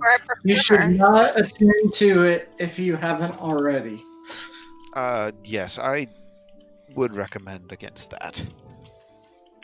But I mean, we still don't know. We know that they're dangerous. We know that they're powerful. We still don't know much about them other than that. She didn't actually answer Fairdear about if she attuned or not, so. Said maybe, Maybe. possibly indicating she doesn't understand what the process of attunement is, which is fair. She's been Can attuned I- before Despise Murmur and then lost attunement. Okay. Did you go through a process like you did with the Spy's Murmur with the coin? Maybe. Rail, I want to point out Yep. that you're aware that your identify spell only revealed a fraction of the coin's properties to you. Yes, and I know that. Okay. There's a lot about, like I said, there's a lot about this that we don't understand.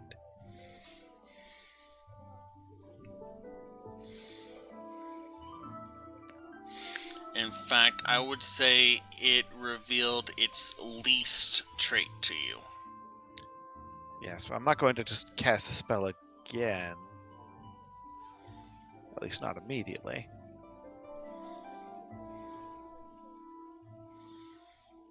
You didn't even ask Devotion what it did? No. You?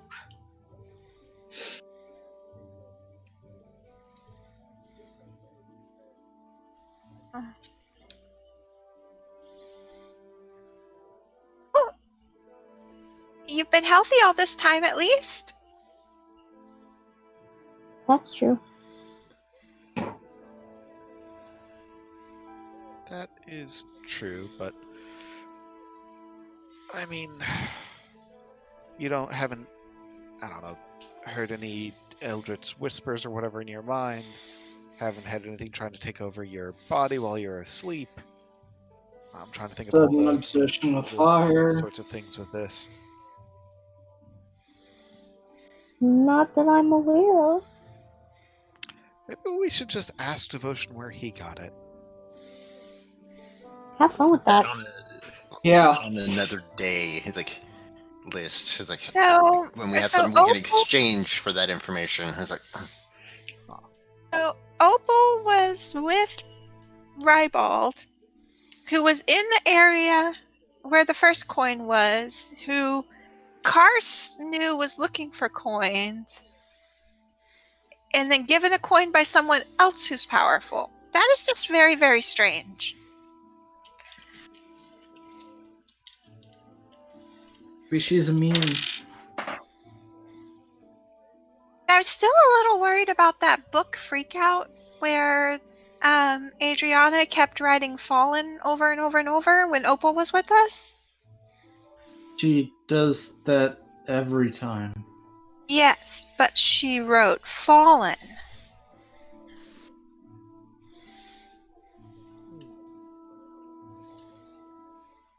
Not like Bog our river. Like Fallen? Like, Devotion of the Fallen? Yeah? Well, I mean, it's it's now not 1 like o'clock. any of us came in before as Fairdeer House or Ingrid Bog. Like, this seemed very associated with Opal. Maybe. I don't know. I honestly don't put a lot of stock in that.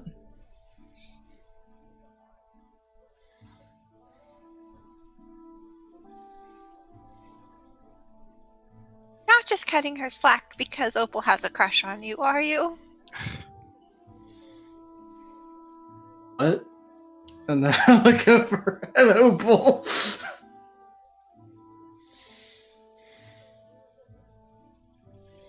What's going on?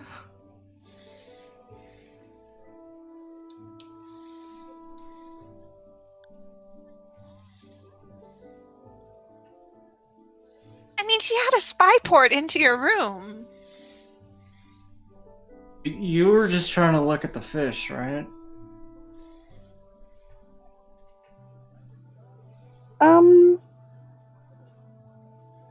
A very not well thought out plan to hide coffee.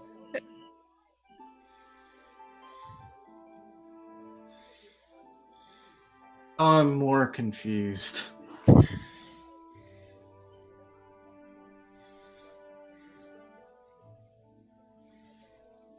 right. On the note of, sorry. Oh, no, go ahead. Ow. You okay? No dying. Yeah, I'm fine. Dying is very not allowed. Should we take our break? Up to Yeah, y'all. I was gonna say, on the note of coffee, I need to make some tea. we're petering out a little around here, so let's refresh ourselves. Come back at this. All right. Just remember, if we get too bored, the GM will throw goblins at us. Like, actually physically throw goblins at us. All He's right. probably more likely to have Knights of Obligation come up and physically drag us to the dinner. Yeah. So, we're going on break. We're going to run a couple commercials. I'm going to say that we'll be back in like 10 minutes or maybe 15, but we'll probably be back in 30. Same for 15. Everyone post text in the chat room when you get back so we know you're back. That's right. Alrighty. Post a text in the Twitch chat room when you get back. Okay, That who works. should I text? I'll post in Bull.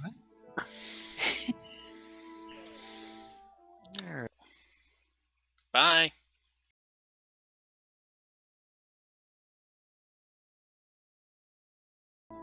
Yay. And we have visual again. Ha ha ha ha! We're back for the second half of Gyrno's Sleepy Time Bedtime Hour. Good night. Are we sure Cookie's back? Cookie, are you back? Oh, I saw Cookie posted. I didn't read what Cookie posted. Trying to quickly make food in my rice cooker. LOL. Rice cookers are set in heat. That's alright. The rest of this episode is going to be me taking a nap anyway, so we should be fine. Should I actually try streaming that? Oh, Technically, No. you are present for the stream. So I think it may be within Twitch guidelines.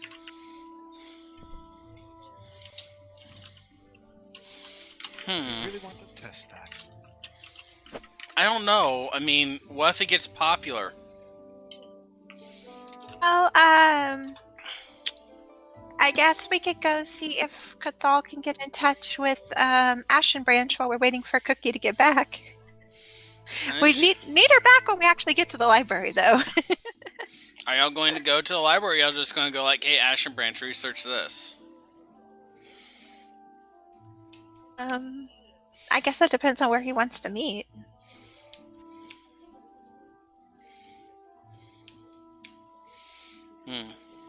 Wow.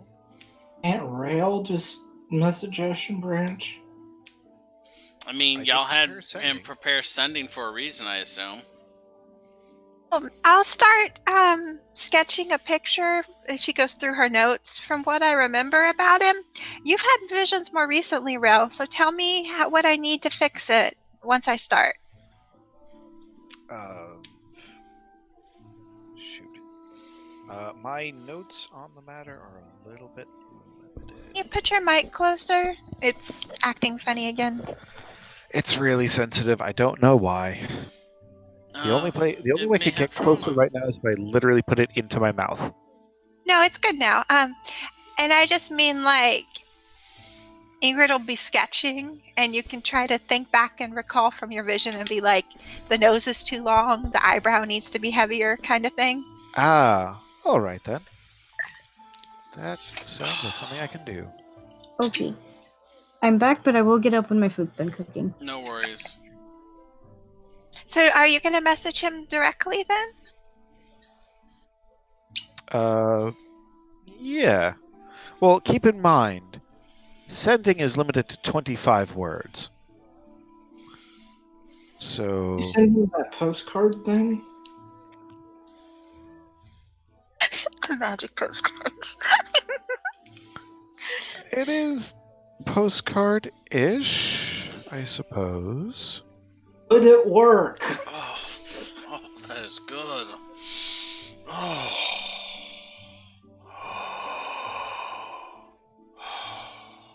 You're right there? False life requires you to take a shot of alcohol. Fair enough. I mean, what do we want to tell him if we did 25 words? Hey, Ashton Branch, still in 4th Precinct, want to do some research for second side agencies, where can we meet, kind of thing? Okay, You so we're have not. 4 words. That was 21 words. That's just an example. Like, she's like, is that what we want to say? Exciting research opportunity. Second Sight Agency needs your help. Can pay cash. Square to meet. Meet at. I've lost track of the number of words. Office. You have say 5 it words left if you include the I lost track part. Let's not include that part. Meet up at. I don't know, where should we meet? At the office? Sure.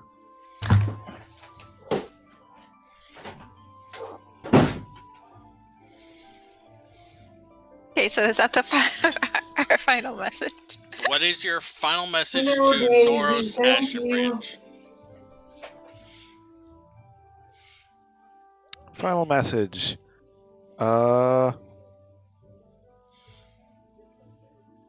Exciting research opportunity, can pay cash for second side agency, meet up at the office, basically?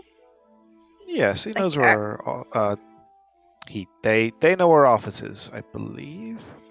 Okay, y'all are basically having 2 people do this, and it's making it impossible for me to count the actual number of words going out. Right.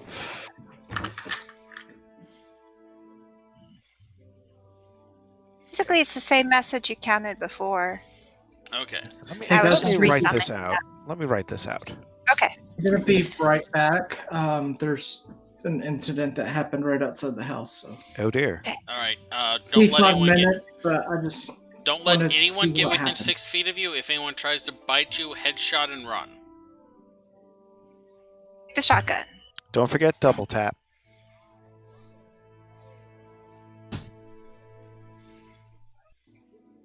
I'm a little disturbed by how easy everything we're involving in these days can sideline into zombie apocalypse scenarios. Oh, but how does this drawing look of I think she's muted still. Rybald? Did I capture him? She nods. Okay, so and what specifically are we asking Ashen for help with? Just to help us make sense of the visions in general? I mean, if you want, I just figured with Opal having spent so much time around Rybald, that might finally give us a lead. Know he's involved in this coin stuff, and now we know there's another coin in the mix. So now, I would especially like to get some more info on him. I have a mental image of Ingrid just being at the opposite side of the room from Opal going forward. She's calling out from by the stairway. She has not reapproached the table. Alright,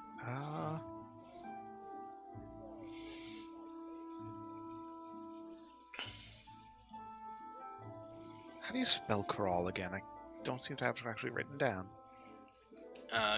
Kerall. Okay.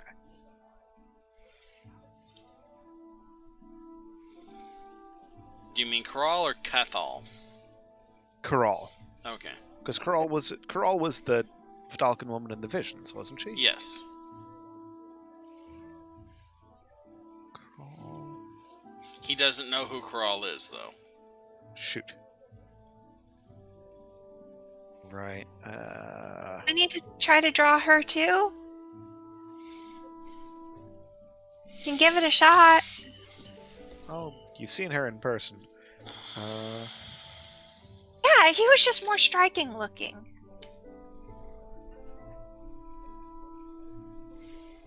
And the whole we were really scared and afraid and we didn't know what was going on. So I took better notes on, she did try to kill us. I should have probably taken better notes on her too. I don't know what happened, but hopefully everything's okay. I've got an 18-word message, if that works. That's fine, as long as it's not over 25. Okay, let's read it out before I cast a spell. Second Sight Agency needs help with research. Ribald Sweettooth, visions, those coins. Ingrid providing sketches for assistance. Interested? Meet at office. Do you really want to tell him what the topic is first? Are you sending that? Well, He said he was reading it out first. Okay. I figure it pays to let Ashen know what they're getting into. Noros. I don't we kind of use a little bit more subterfuge? Like, about that topic you originally, requested us for, or something like that? We didn't discuss the topic with him originally. Oh, we did. I thought the first time we met him was when he was to take care interviewing for a job. Yeah.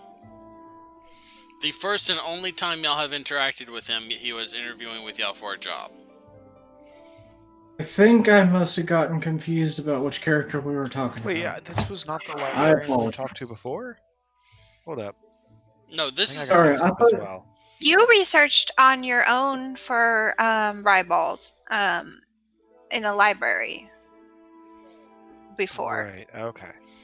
But without an I assistant. just get mixed up. it's only been 100 and something hours of game time. Fair. But I would just say about Undercity legends and mysterious objects and leave it at that. If you want to give him some idea what the topic is.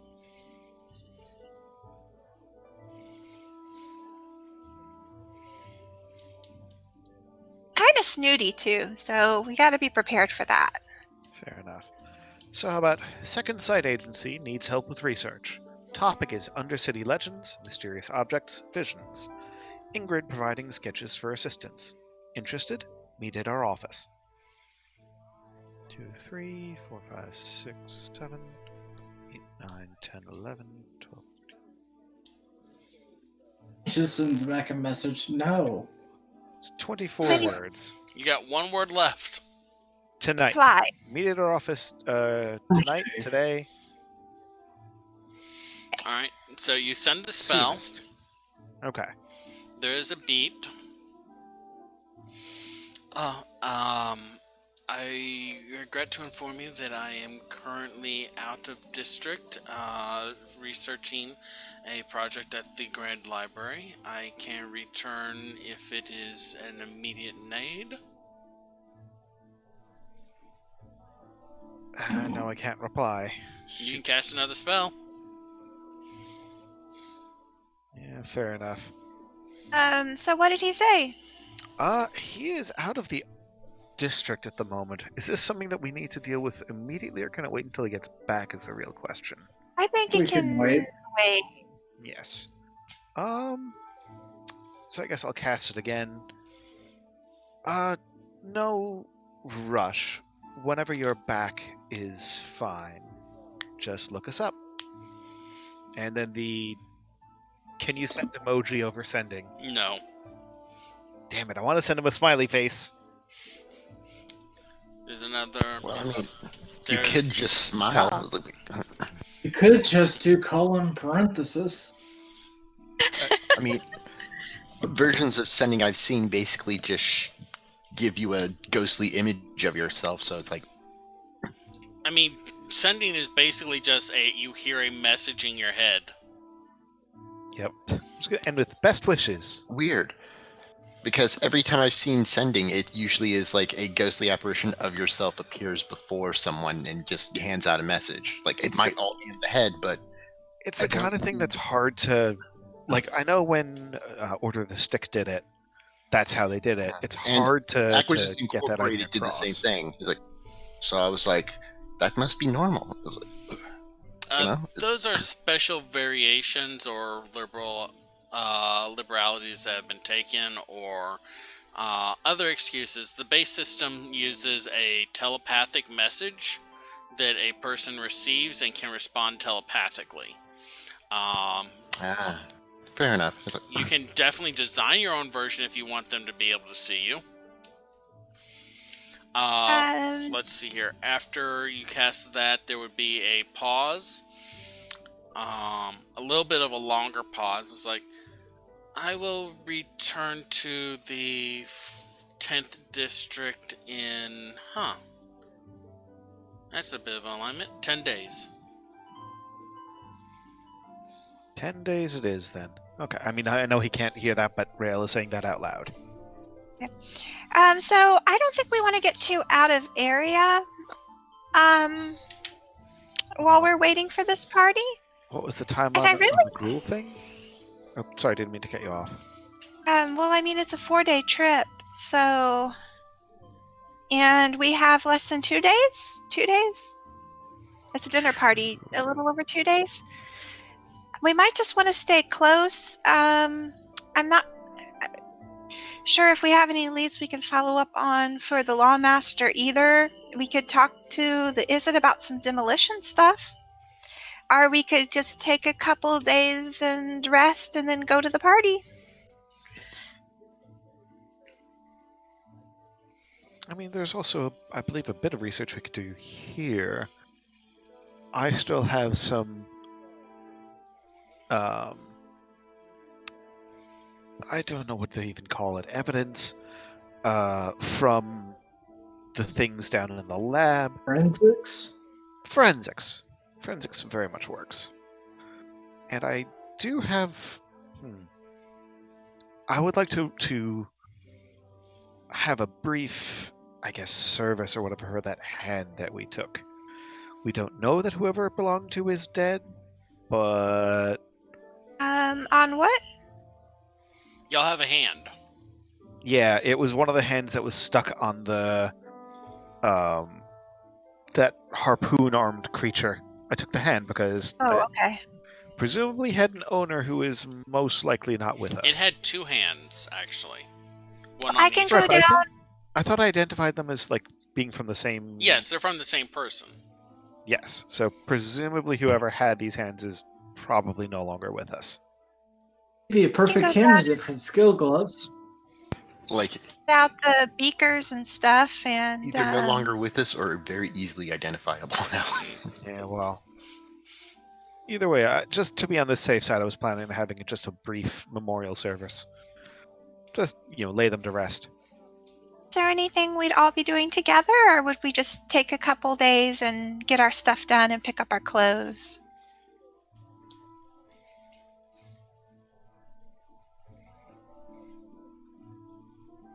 Oh... We're gonna need the clothes. We do need the clothes. That is an absolute Yeah, but that's must. tomorrow night. I mean, the only thing I can think of we would really need to do together is, I don't know if we're going to buy explosives. Maybe we have to do that together. Explosives is not my specialty. Nor mine. Well, we were... Always assumed Opal would be probably the best expert at explosives among us. I mean, could we borrow that fire thing again? Oh, that in the park, though, that could be a lot of attention. And we're not during an incursion kind of time period, so... But 600 feet down? I think you kind of got cut off there. I only heard half a word at the end. Oh, I was saying maybe we could borrow that fire thing again. It's not during an incursion, so it might stand out, but that might destroy things if we were trying to destroy the lab. I like putting on a show.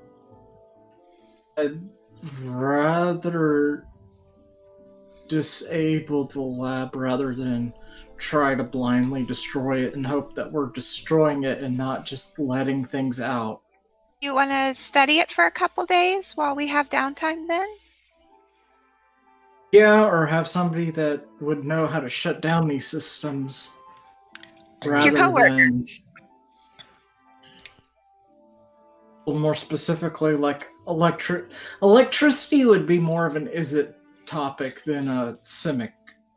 So like basically the equivalent of hey, we want service discontinued to this address.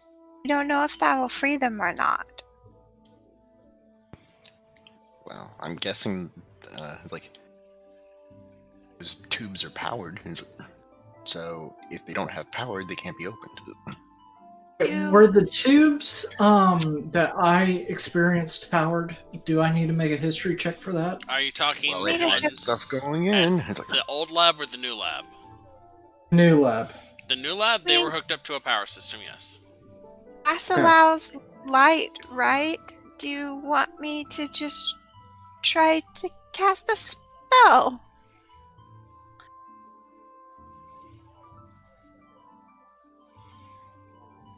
Got a really Don't great one know, for it's just- terraforming and wiping out rotworms.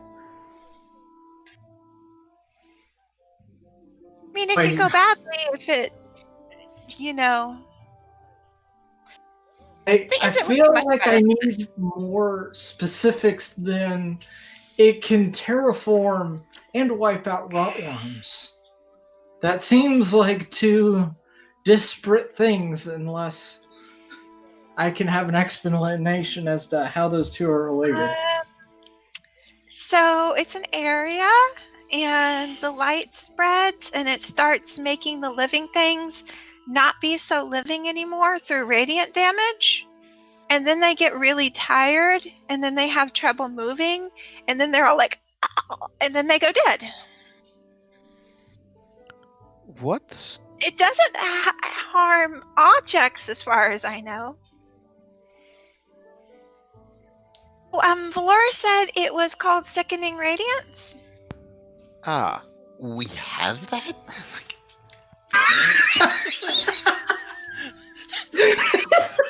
The second you realize the 18-year-old girl in your party can literally irradiate 17, sorry. The 17-year-old little girl in your party can lethally irradiate an area. Well, What? as long as she And uses that's why it. I was so worried about, that ringmaster trying to get me to cast stuff. Like, See. why didn't you, like, why didn't you mention this before? I mean, it's used for terraforming. We don't terraform anything. Why I does it suppose that is a terraform valid exactly? use. You wipe out critters that can damage mushrooms and all the rotworms and, I don't know, any predatory bugs, and then you move in and you build your rot farm in your city. Does it only work on small creatures? No. Some of the bugs are very big in the Undercity. So it's more of an extermination spell. Yeah. Well, That's a term that's for it? intended. That's its intended use. Whether or not it's used like that is up to the caster. It's kind of like spraying DET in your bedroom. She said I'd need it if I ever started a city, so I learned it. Oh, that's Maybe we would not be able to be within the area, correct? Oh, no, I wouldn't advise that.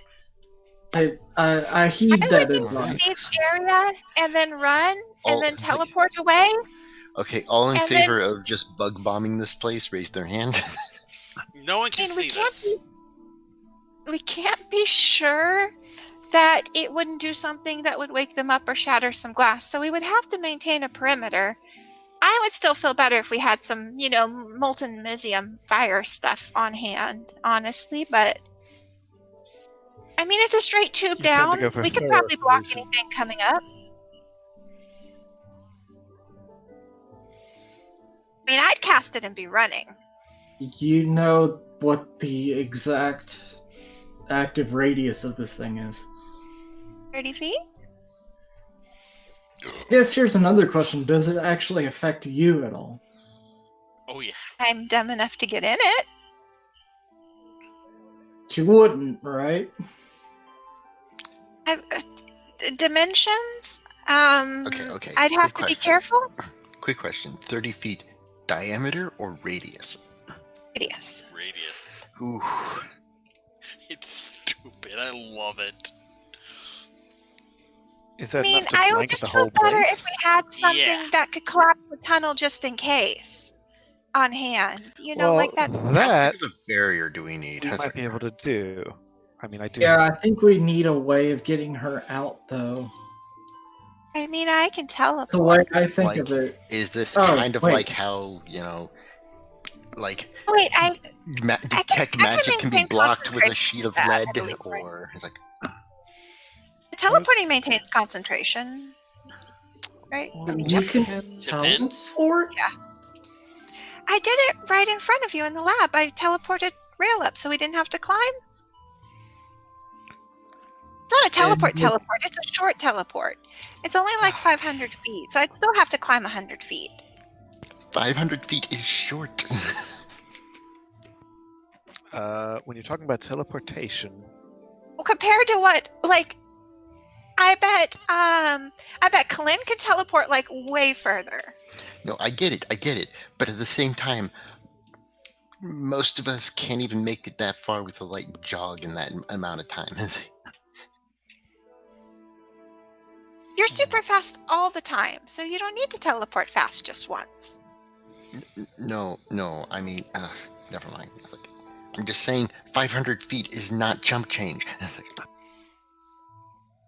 Still So I dangerous guess at the 600 working feet plan down. is you hit the spell, immediately teleport to a ladder or something, we pull you up, and then try to bury the access tunnel.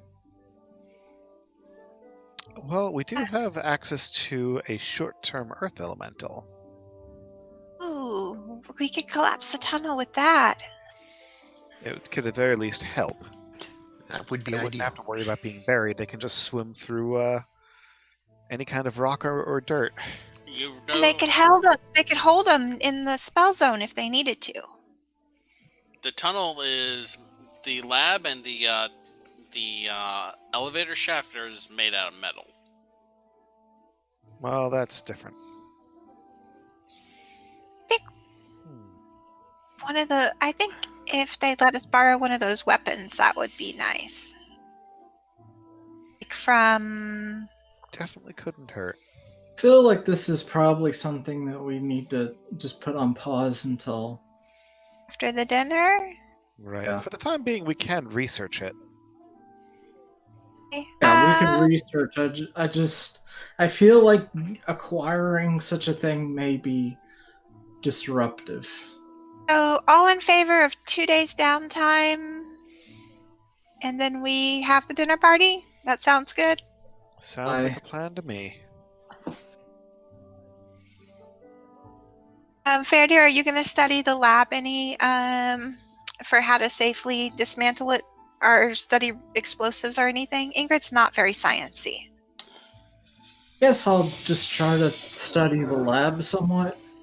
Okay, well then I guess if we're going to be doing downtime, let me go along my sheet here. It's about noonish on the 8th at this point. You have to pick up your outfits around 5 o'clock the next day, and you're assuming an escort will arrive to take you to the dinner at some point on the 10th. Right. And we need lunch right now. Yeah. Figure we have like 2 days plus some primping time, pretty Okay. much. So, downtime. Ingrid, what are you doing in your downtime?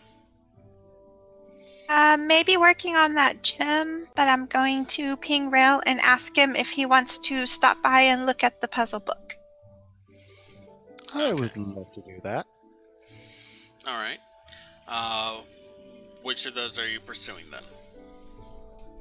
Well, I'm just messaging him if he wants to stop by the office and look at it. That way it's still with Ingrid if Cathal asks or anything. Well, But I'm working on the gym. okay. I mean, he's said like if you contact him, he will be up for that.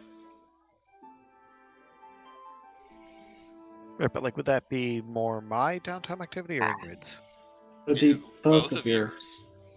Oh, I mean, really, I was just going to have Rail stop by and keep working on the gym. Oh, okay. Like, So just, you're like, not going same to work. help him. You're going to let him access it. Okay. What was the value? I figure it's going to be me, Rail, and Mavana hanging out at that point. Okay. What is the value of the gym starting, and what is the value of the gym that you're aiming for? Well, you just aim for what the next level is on that document you gave. Okay. Give me a minute to start opening up Don't, that like, document pick a then level? instead of having.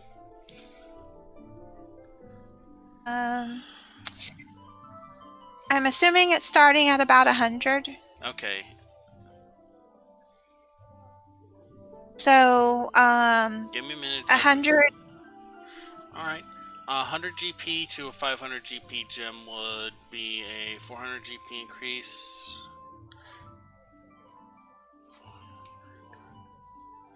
It can go up or go down or go up by 2. So It'll I wasn't sure how you were calculating it. It'll take you 8 days. Okay. so more time than we've got at the moment. I'll get started, and I'll pay 2 days of a gym cutter helping me. Okay. Uh, Are they helping you to give you advantage, or are they helping you to reduce the time? to give advantage. Okay. And I'm going to go ahead and call it 12 days for the guidance part of the role. All right. It will be 12 total for doing guidance and stuff. So it'll be 2 days off of 12. Alrighty. Sounds good. Rail, you were up then. What did you want to accomplish on your downtime? So well, first and foremost, he's going to see if they can make any headway into that puzzling book. Okay. You do not have the feat that allows you to automatically crack ciphers, so I need you to make me a hold on, let me pull it back up. I believe it was an intelligence plus an intelligence plus your proficiency roll, please. Right, which I believe he has advantage on that. You were giving yourself guidance before too. Yeah. Right. I don't know if From the documents or trait. Yes. I believe so, yes. Okay, so guidance and advantage, and let's see what it is. proficiency too, right? Or no? Yeah, I said Yes. proficiency. Okay, so roll 1. That's a pretty gosh darn good roll. Roll 2 is not a good roll. So that's a 19 plus 2 is 21 plus 5, 26. 26. You've uncovered one spell, Rose Fairy's Wall of Brambles. Starting with this, you decode more of it. It is a spell that can be learned by druids, sorcerers, wizards, and certain other specializations within the warlock set, specifically Feypack warlocks. What it does is it creates a 60-foot long, 20-foot high, 1 foot thick wall of brambles. Anyone attempting to pass through the wall or moving alongside of it takes 5d8 slashing damage. It lasts for one level. It lasts for 1 minute, has a concentration effect, has a 1 minute casting time, a range of 120 feet, a dexterity save when it is first cast to avoid being caught in it, and is a 4th level spell. The material components include a small bit of bramble that you cut your palm with. It's not a ritual, or it is? It is not a ritual. Okay, you said it was a 1 foot tall wall of brambles? No, or? it is a 20 foot high, 60 foot long, 1 foot 60. thick wall of brambles. Interesting. Not something that I can cast myself, but I think that Ingrid would be interested in learning about this. Can't actually cast it either, but Well, it gives us some interesting ideas of what her capabilities are. In That is addition also to true. that, what was your total roll? 26. 26. You find 2 additional spells. You have not deciphered them, but you have the names of them. One is which one would it be? Hold on. Rolling percentile. How good's your luck? Okay. It's supposed to be pretty good. Alright, you find a first level spell called Cleansing the Wound that you do not know the effects of just yet. And a 5th level spell named Rose Fury's Rage. Oh dear. And Cathal wrote this book? This is Cathal. This is the notebook that Cathal used to be writing in all the time. She has swapped to a larger, more ornate one as of late. And she's created at least one 5th level spell. I'm not going to make her mad. Yeah. Ironic after earlier. How long did it take Rail to realize this again? Okay, there's strong, and then there's... This is getting a little intimidating, alright? You have seen the rifle she carries around that lets her shoot people with a firebolt up to a mile away, right? Fair Yeah. enough. And that's probably not just like something she just got from the kind cat. Also fair enough. Well, life is a learning experience. As much as it lasts. As long as you live through it. Alright. So how much of the downtime does that eat up? That would eat up all of it. Thank Fair you. enough. Then that's Rail. And that would be like... I figured out how this spell works, what it does, and I found 2 other ones hidden here and here. Just figure you love your secret info. So. Yep. Rail has a new hobby. Alright. Opal, are you doing anything particular during your downtime?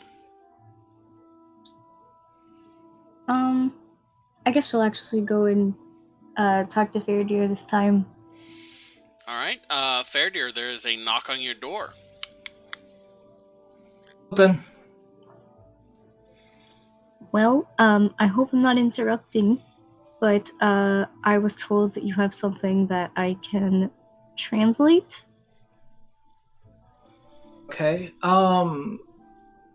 Yeah, here are some notes that if you could take a stab at, but just to make sure that we're on the same page, this is Simic property, so if you could not repeat these notes without my permission, that would be lovely. 10-4. Alright, these are the notes that you retrieve from the laboratories. Which set are you showing her? Shit. I want to start with Oscars, I guess. Okay, can I please have Opal make an intelligence check?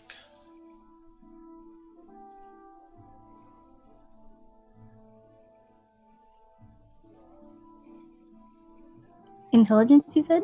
Yep.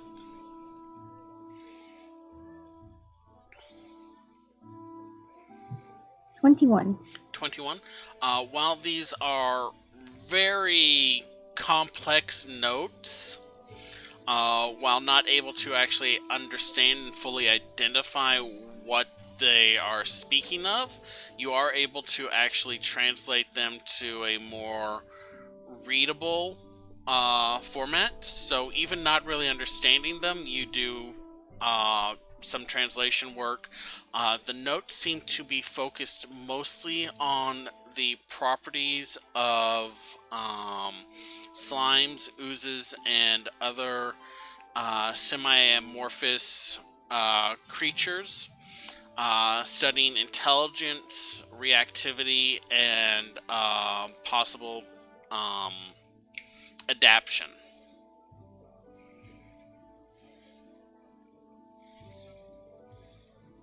Interesting. I guess I will relay that information. Thank you. Figure Faradear's sitting with her part of the time, and she's like, "What does this word mean?" And it's something sciency. And to be fair, I don't know if Faradear actually knows. Do you know what the phrase Everything. amoebal restructuring of quasi-permeable membranes? Yeah, like I think that Faradear would kind of be able to grasp like some core concepts, but he's not like he was never at like a PhD level type of research. So, well, that's very helpful. Don't call him Dr. Faradear. Oh, Yet. not yet. Yeah. Just in Okay. time.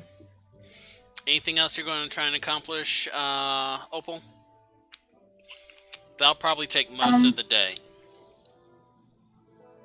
Yeah, I guess like just meditate a All little right. after.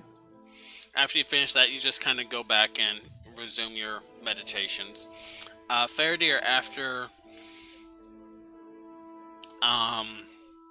Opal helping you with the notes will take up a good portion of the day. Is there anything you're wanting to do after that? I kind of wanted to look at the lab, but at that time sink, I guess, just looking over the notes. I mean, you can Trying look to at the sort of- notes, or you can spend some time setting up the lab. I'll do that. I'll start setting up the lab. All right, you start like That's something lining that could be beakers something. up and setting up test samples and such and such. Griggum, anything you're going to be doing during the downtime? Oh, mostly just wandering around, reflecting, just being around the office, try to catch up with a few of the recruits and whatnot. Any of them you Maybe a looking to spar. talk to particular, or just like, hey, No, how you doing just today? keeping it, making a presence and maybe like collecting, I guess, office rumors, that kind of thing. Make me just a straight investigation check. All right. I like the idea of one of the partners of the business going down. So, do you have any juicy rumors about the people in this business? Fuck off with that. Brigham No, is trained now. He's not gonna do shit like that. And he's like, I mean, I'm sure they do. I Unless mean, he's drunk. we're not very subtle. ooh, Unless We he's discussed a lot of I- stuff right with on the table this morning. I would argue that a 23 is and my big ass ears and are certainly going to get something. You don't know who they are specifically, but apparently a L'Oreal and a Timmel have been cutting out a little bit early on their shifts together.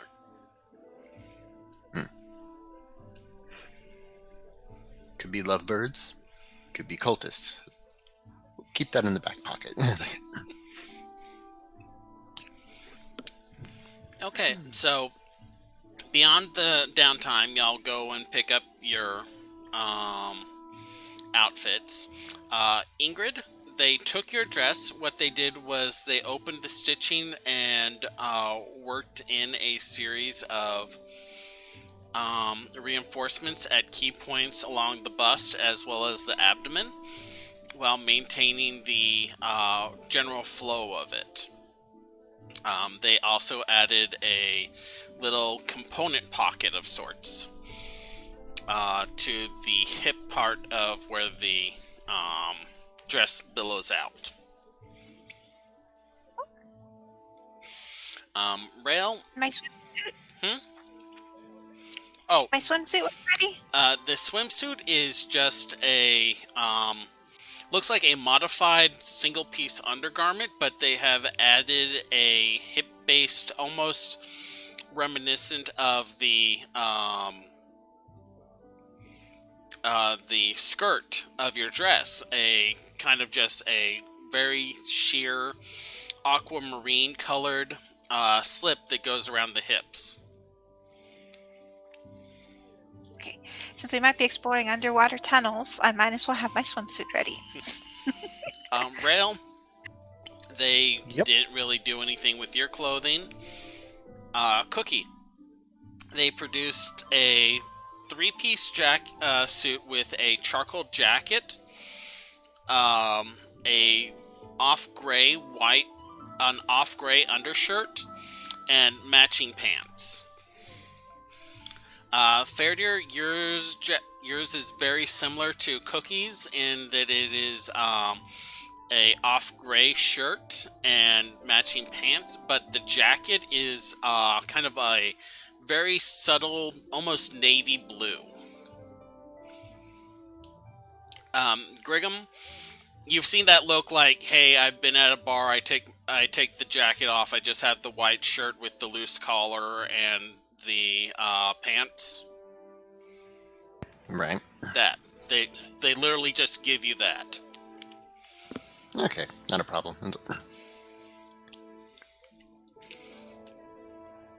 So, let's see, that would be the 9th at 5 o'clock. I'll give y'all one more round of downtime if you want to work on anything before the knights show up to escort y'all on the 10th. Mine are spoken for with the 2 days on gyms. This is basically like, what are you doing to keep yourself busy for the next 4 to 5 hours? Right. I did say that Rail was attuning with the amulet. The amulet is attuned at this point. Okay, I just don't have the. Yeah, I don't have it added to D&D Beyond yet. I've been having some issues adding some custom magic items. Griggum's bottle, for example, I still haven't managed to get it to let me wait, did I? I'll check it. But I don't think I've been able to add any of the custom magic items I've made to y'all's gear for some reason. No, I I'm don't working think on so. my hair with Mage Hand. Mm-hmm. It's gonna take a while.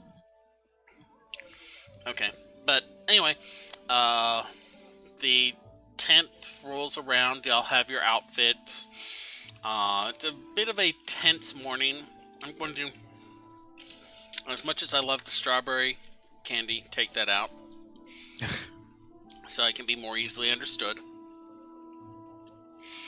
The 10th rolls around. Y'all have most of the morning and a good portion of the afternoon to keep yourselves busy in various researches, work on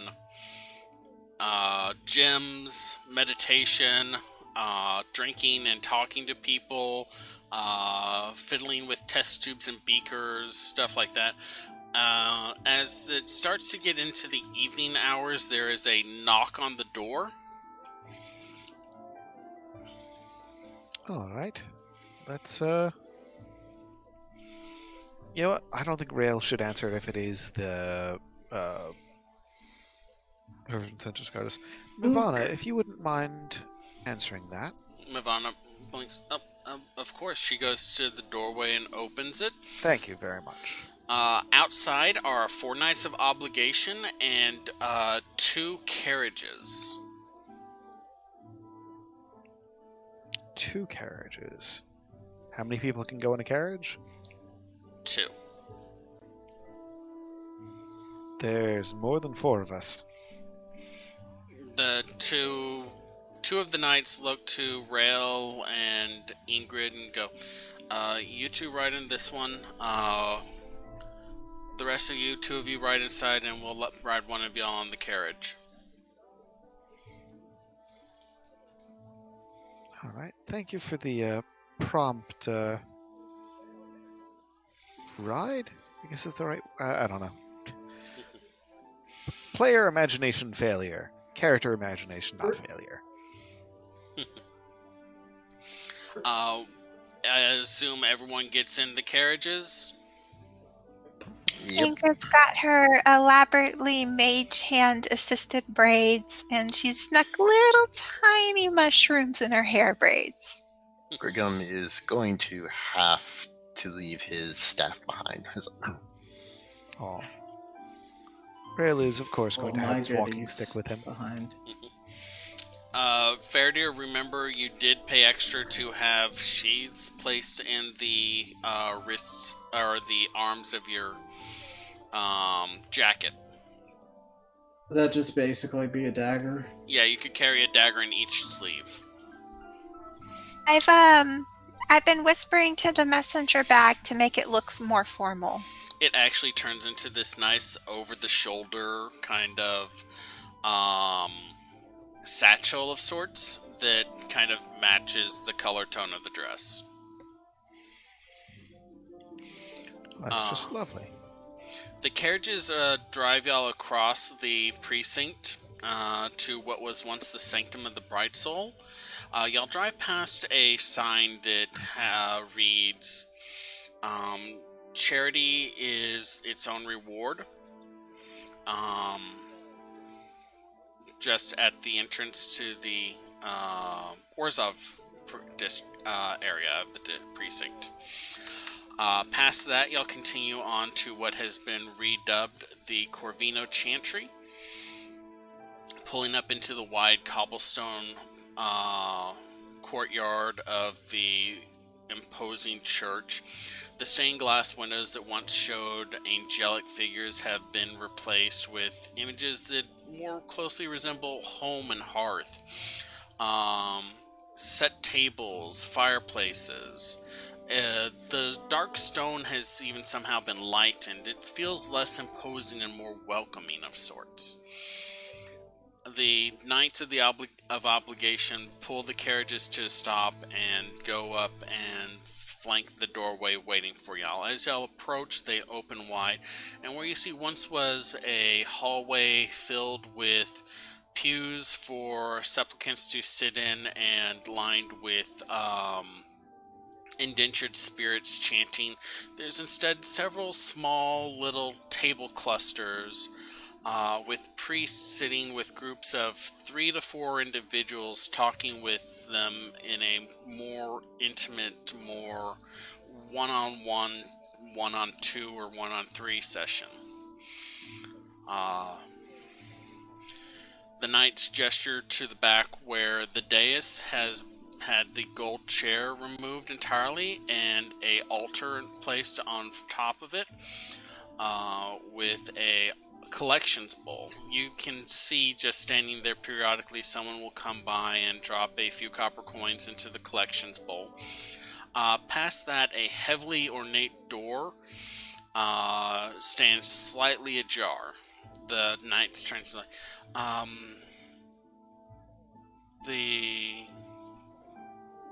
the pontiff is in the spire waiting for you. There's no rush though. Take your time. Over the spy's murmur, I'm going to ask, is it customary to give to the donations bowl? To Rail? I would think, again, GM, Rail knows more about Orzhov than Rail's player does. It is considered a sign of contrition to make a donation to the church. Anything that is donated to the church is then paid out as a loan to supplicants in need. And Well, so yeah, if we're trying to make a good impression, I would think it would be a good thing. so, like, I think Faradir, that sounds good to him, and he'd probably give, like, 10 silver. Okay, mark it down. As you drop the coins in the bowl, you notice that there is a slight funnel on the inside. So while you drop coins in there, they fall down into a receptacle on the inside of the altar, so no one can come up and just grab coins out of the bowl. It's, Yeah, Rail. just want to make sure it wasn't considered, like, what is this person just putting... One of the nearby priests does, however, see you drop a few coins, and he comes over, places a hand on your chest, and leans his head forward against you a little, and he's like, "Thank you for your donation. The good of Ravnica." He kind of blinks and takes a step back and says, "Yes, for the good of Ravnica," and then moves back to his position. would it be out I cut there? him off. Like, Yes, you did. Oh, I'm sorry. Sorry, I think it. What were you saying, Rail? I'm trying to think of whether it makes sense for Rail to donate or not, and exactly what he's going to be saying by doing it. I may be overthinking it. Well, let me put it like this. Generally, the family that runs the church gets a 10% cut of any donation before the rest of it goes out to loans. Right. I mean, So I offer 5 gold. Like 5 gold, big spender. the priest that that went to fair is like looks at Griggum, motions to the other one with him. They both approach Griggum and drop down to their knees, one hand on each shoulder. So, thank you so much for your donation, brother. And like one of them presses a hand to his chest, then they both lean forward, and like you can hear just a slight whispered prayer. Ingrid's like whispering, like, "Hell no, I'm not contrite." To Rail of the Murmur. Again, Rail is in a kind of weird position. I mean, anything you donate, put in there, your family is going to keep 1/10 of. Yeah, alright. So you know what? If you're going in, you may as well go in all day. Rail's gonna drop a platinum in there.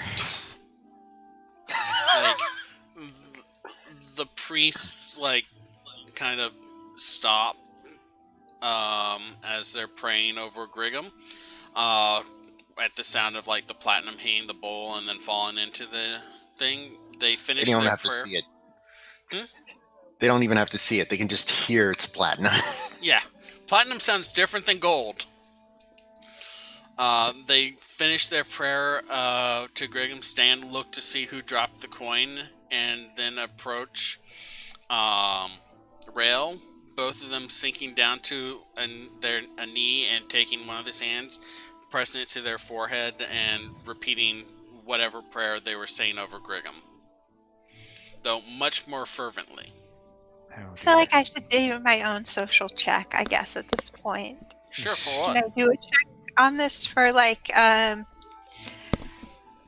would have heard, like, some old stories and stuff. Is it usually, like, you go over when you have contrition, like you say something embarrassing at the table or something? Or is it usually something you do upon entry? Confession? Or- So, like, with the bowl, you said it was more, for That's- contrition? No, donations. Okay. Okay, so general donations. Yes. It's like you don't have to leave a $5 bill here, but it's recommended you leave a $5 bill here if you're visiting this free museum. Right. Maybe I'll just kind of split the difference and she'll put in 2 gold from what the party's been doing. Once they finish praying over Rail, one of them returns to their spot, and the other goes up to Ingrid lightly, like touching her shoulder, not putting a hand to her chest, because there's a level of respectfulness there, and gently praying over her.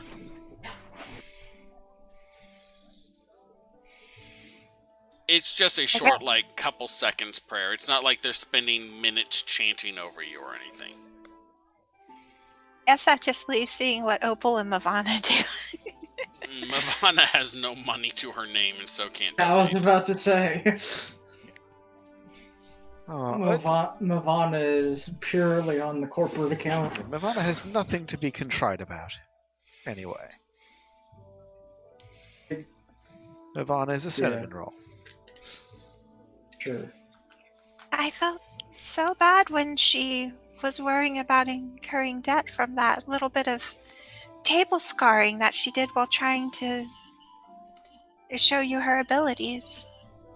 I felt bad when she was sleeping in a chair. Well, we fixed that.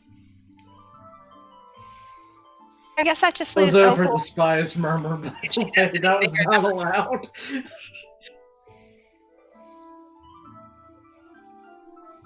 Secrets was loud but quiet, if that makes sense.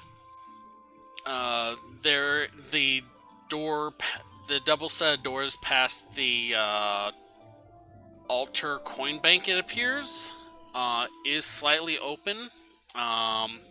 Rail would know that behind there would be the reception room for the high priest, as well as the stairways that lead down to the crypt and up to the spires. Okay. So Opals was walking by, right? Just to clarify, I want to make sure that you weren't just like away or frozen or something. I think Opal's having trouble with their voice, I think. Unless they resolve that.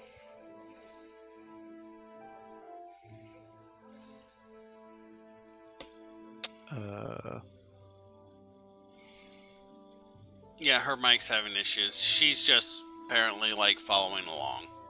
Okay, yeah, she's like in her head, I don't even really know why I'm here, is what she says. So Okay. Every retinue always has to have the badass one. All right. yeah, The one who's just like, and too with the cool. hair on fire and everything. Yeah. All right. So proceeding past the double doors, there is a small table set in the center of this room, made out of luxurious dark wood. Several chairs are set around it. No one is sitting in here. A velvet drape hangs on either side of the door you came through, with a mirror pair at the far side on the back wall of the church. Where once was what looked like a space where a single painting was hanging, the painting has been moved off to the side, creating a offset space where it looks like a second painting is intended to be hung. The very ornate painting is a very, very early painting of what looks like a young Rael, a young Cleafra, with a much younger looking Circe, and a older gentleman in fine merchant's garb standing over them. Circe is holding a infant in her arms in this painting. Oh, lovely. To the left-hand side is a circular stairway that descends down. To the right-hand side is a circular stairway that descends up to the spire. That was Rel, Gregory, Cleafra, and the infant. Gregor would be the infant in the arms. What was the other one? I missed then. There's Rael and Cleafra, looking to be about maybe 6 years old at most. Circe is sitting in a chair behind them, holding an infant. Standing behind the chair with a hand on her shoulder is a older-looking gentleman in fine merchant's garb. That would be Rael's father. Yay.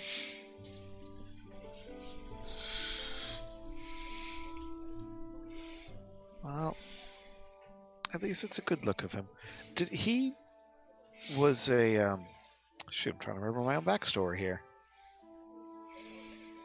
It's okay, we've all taken a few bumps. Yeah. I'm gonna take some more caffeine.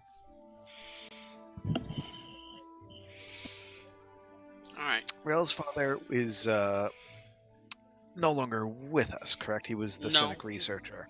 Corin is around. Oh, he is around. Okay. Yes. Oh, heck, I don't remember then. It's fine. Yeah. If we don't finish the party, you can double check the story in between. Well, You said he's a cynic researcher? No, he is a No, he Orzhov is not. merchant. that was Okay. it. Right. He's not a Oh. cleric, or anything, but he's more mundane. I was about to say, that's interesting. Well, let's keep What in does he mind. sell? Keep in mind, every character's past is always somewhat in flux until it actually becomes relevant to the story. Oh, yes. That's fair. So what did he sell? Everything. He's a merchant. Mostly licenses I to other see. merchants or people who wanted to become merchants. Yes, as they say, it's not what you know, it's who you know. He's done quite Kind of well for look at himself. Griggum. That makes sense. But Brigham is just like, yes, that makes sense. Just because, like, Griggum's probably the most mercantile person Fairdeer knows, so it's sort of like, yeah, that tracks. I don't know, Because I think most Simic scientists are not very economically inclined. I mean, Bezel. We almost went to visit him for exploding things. this is I true. haven't ruled that out. So I'm assuming y'all are proceeding up the stairway? Yes, let's proceed up. Alright. I don't believe there's any reason to go down at the moment. There is a set of stairs that go down, but you probably don't need to go into the crypt for the family dinner. Yeah. Alright, descending... If it was Ingrid's I'll deal family, that, yes. Ingrid would be like, but that's where the family gatherings are, in the crypt. if you need, we can go sightseeing later. 1, 2... Everyone says that, and then later they're like, no, Ingrid, we can't take you places. As y'all ascend the stairway, y'all enter a large central dining chamber. There is a door off to one side for, like, you assume, food service to come out of. This large chamber stretches from the side, each end of the spire, and is dominated by a massive, large table with various set places, candlesticks, a very plush rug lies under it. Seated around the table are 9 figures, equidistant to each other, with an additional 5 spaces set for a grand total of 14 table settings. At one end of the table, you see Circe, the matron of the family. Her long auburn hair with gray streaks that are just starting to emerge down, cascading over the ceremonial robes that she wears, including her priest's medallion. Next to her is Corin Corvino, Rael's father, looking like a much older version of Rael, with gray points at the hair, though his hair is straight black as opposed to Rael's sandy brown, or sandy blonde. He wears very fine, if not comfortable looking clothes. Next to Corin is Cleofra. Her shoulder-length hair done up slightly, the same sandy blonde as Rael's. She wears a less ornate but still very ceremonial robes. Next to her is a figure that gives y'all pause. You recognize Adriana from The Kind Cat. Her long platinum hair done up in a complex braid. She keeps her right eye closed, though the muscle there periodically twitches occasionally. She's sitting next to Cleofra and holding her hand as they talk. Gregor, being nearly a foot taller than Rael, with very close cropped and dark hair almost like in a buzz cut, wears a ceremonial knight's tabard and has a sword at his side. As the group enters, he looks up and smiles at Rael and stands up. At the other side of the table, a strawberry blonde woman in formal, if not old clothes, rests, her hand on a book that has the graven image of a skull with a raven flying over it. Next to her, an older man with muddy red hair, wearing poorly fitting, if old, formal clothes, with a worker's tan and strong arms that one would get from lifting heavy objects on and off for years at a time, is seated next to two twin daughters. Bright red hair, maybe 14, almost 15 years old, wearing very fitted and new formal robes, with wide eyes, looking at all the opulence around them. Ingrid would recognize these people. Darnell and Lernell, Durnell, Era, and Eldrin. I was about to say, do they look similar to Ingrid? They look very similar to Ingrid. And wait, was Sarah actually there? Sarah is not there. Okay, so it's Darnell, Erna, and Eldon. and Eldon. Okay, so we just don't know who the sixth person was with the Raven book. That would Or be was Lenar. that actually... Lenar. That's your aunt. Okay, she's there too. Okay. Yes. And she did have artifacts, so that explains that. Okay. And now that Fun. y'all see them, and I'm so sad I can't see y'all's face, now that y'all see them, you can see that Circe looks very similar to the two younger girls, as well as to the older woman with the book, as well as Ingrid. There is a quiet moment after Gregor stands. The older man with the muddy red hair stands as well, a big grin on his face. He walks around the table and gives Ingrid just a very tight embrace. Oh, my youngest, I have not seen you in so long. Or oldest, sorry. My oldest, I have not seen you in so long. Okay, then. He puts a hand on Ingrid's back. Very cautiously return the hug, but she looks very uncomfortable. He puts a hand on Ingrid's lower back and says, "You look as gorgeous as..." And then he stops and it's like, "You look absolutely gorgeous, my dear." And then he starts guiding her to the table with the side the Corvidaes are sitting on. Gregor comes up and smiles at Rael, extends a hand. All I can think of is it's we probably have Spy's Memory still, right? Yes. Yeah, I can only think that over the Spy's Memory, Ingrid is like, "How do I act?" And Gregor's like, nope, she's staying quiet. It's like, act casual. Gregor, you're looking well. He takes Rael's hand in a strong grip, shakes it, and then uses that to pull Rael into a tight hug. So, brother. We're hugging. Okay. It's good to see you. When Mother told me that you were returning to the church, I felt I should do no less. Come, sit with me. And he kind of guides you to the chair next to him, across from Ingrid. Ingrid smiles and is like, "Have fun." Ingrid, as you sit down, Irina and Illidan stand up and move over next to you.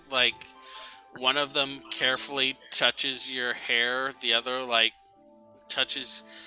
I did not think we didn't think you would actually come. We haven't seen you in so long. Are you doing okay? Moved away, I'm fine. We've missed you. And then they Don't touch that mushroom. They stop for a second. She redoes her hair and tucks it in her pouch. They the smile. prettiest one. Sometimes I poison. They smile watching work, and then once you seem relaxed, they both give you a hug before returning to their seat. At the other end of the table, Circe clears her throat and says, sorry.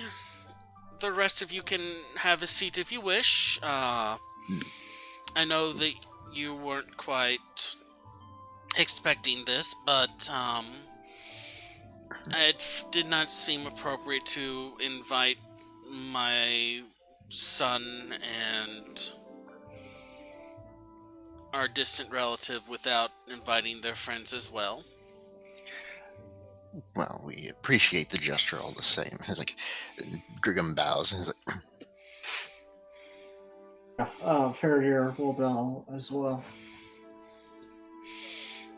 And they're not just Besides, friends; they're colleagues.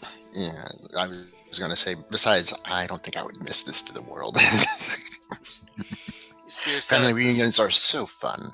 Cirsa and Corin both give this like sly smile. It's like, well, this is quite a momentous event. It's been a long time since the House Corvid has been this fully gathered.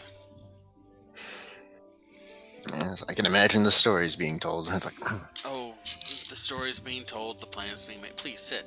And after a few Yes. moments, a very aperitif light appetizer is brought out of just like a semi-sweet lemon poppy bread.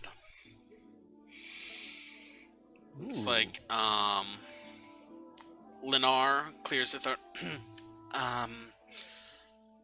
Pontiff Cirsa holds up hand. Please, Lennar, we're family. You may just address me by Cirsa. Cirsa. It took a bit of finding, and she holds out the book. It's like, the tome of the family up to the point of the rift, as you asked if I may have. And she passes over, and Cirsa smiles and takes it. It's like, things are moving in the background, it seems, to bring this family back together. And who are we to deny fate? Who indeed? She makes playthings I of don't us all. know if I mean- this would be possible, but can I do an insight check on Cirsa? Sure, go ahead.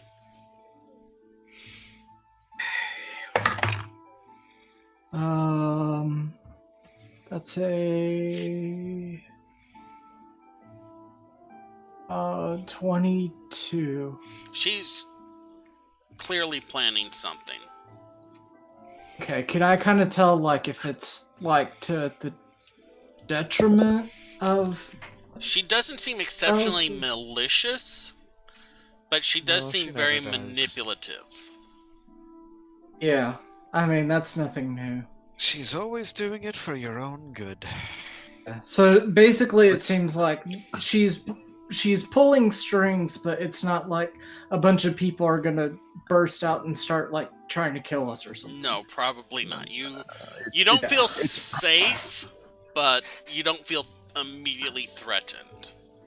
Right? It's Like- just the she's gonna probably ask for something.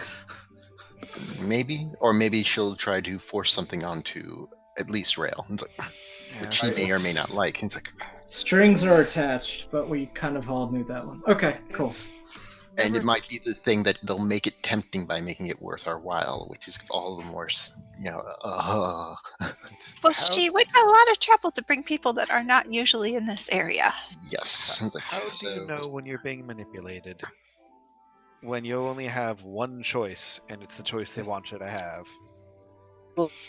Okay. After y'all finish the aperitif of the almost savory lemon cake, a main course of a large roast pheasant of some sort is brought out. It's served with a berry jam with a side of heavy roasted roots and mushrooms, like carrots, potatoes, and roasted mushrooms on the side.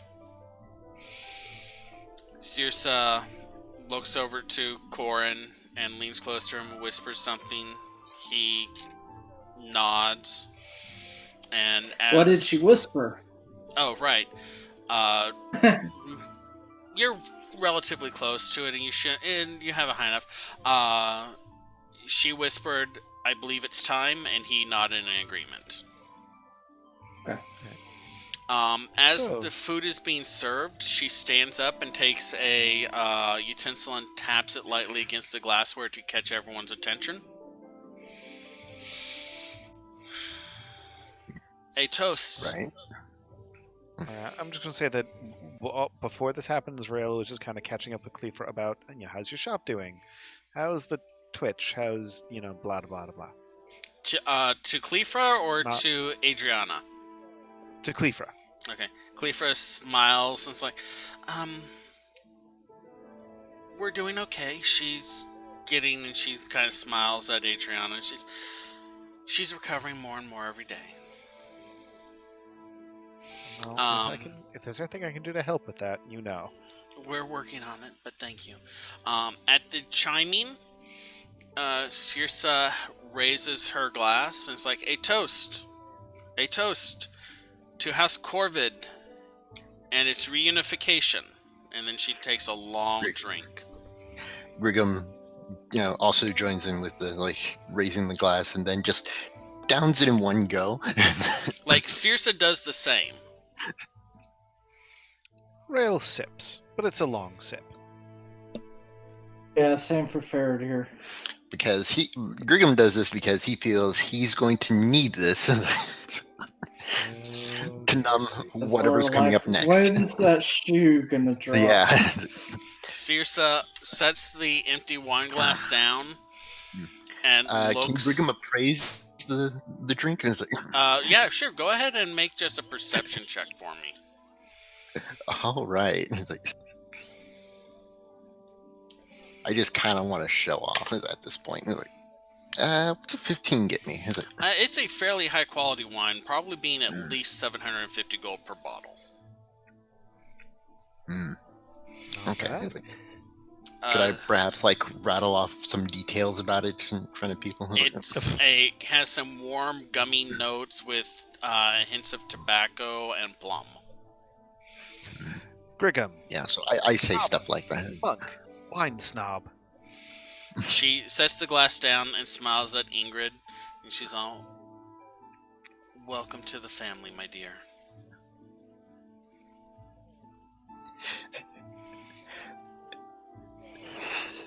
And now for next session. No, okay.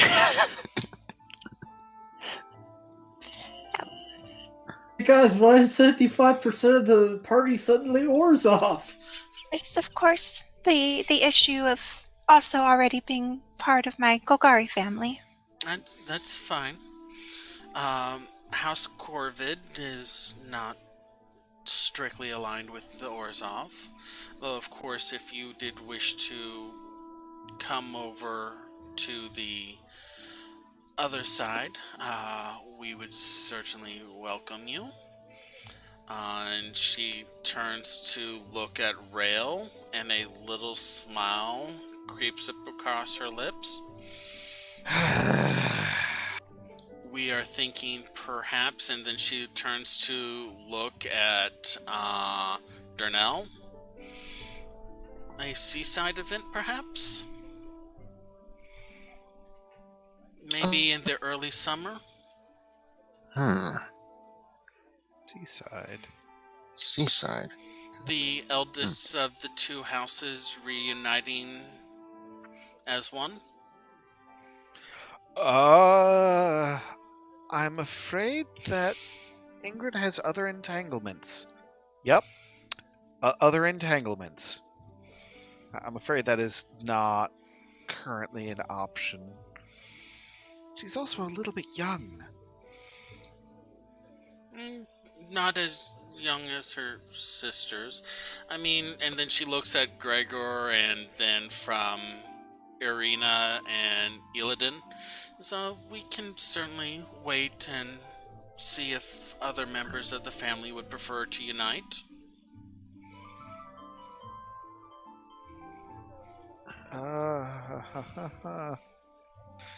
I should have seen this coming. Yes, well, Gregory, how do you feel about this?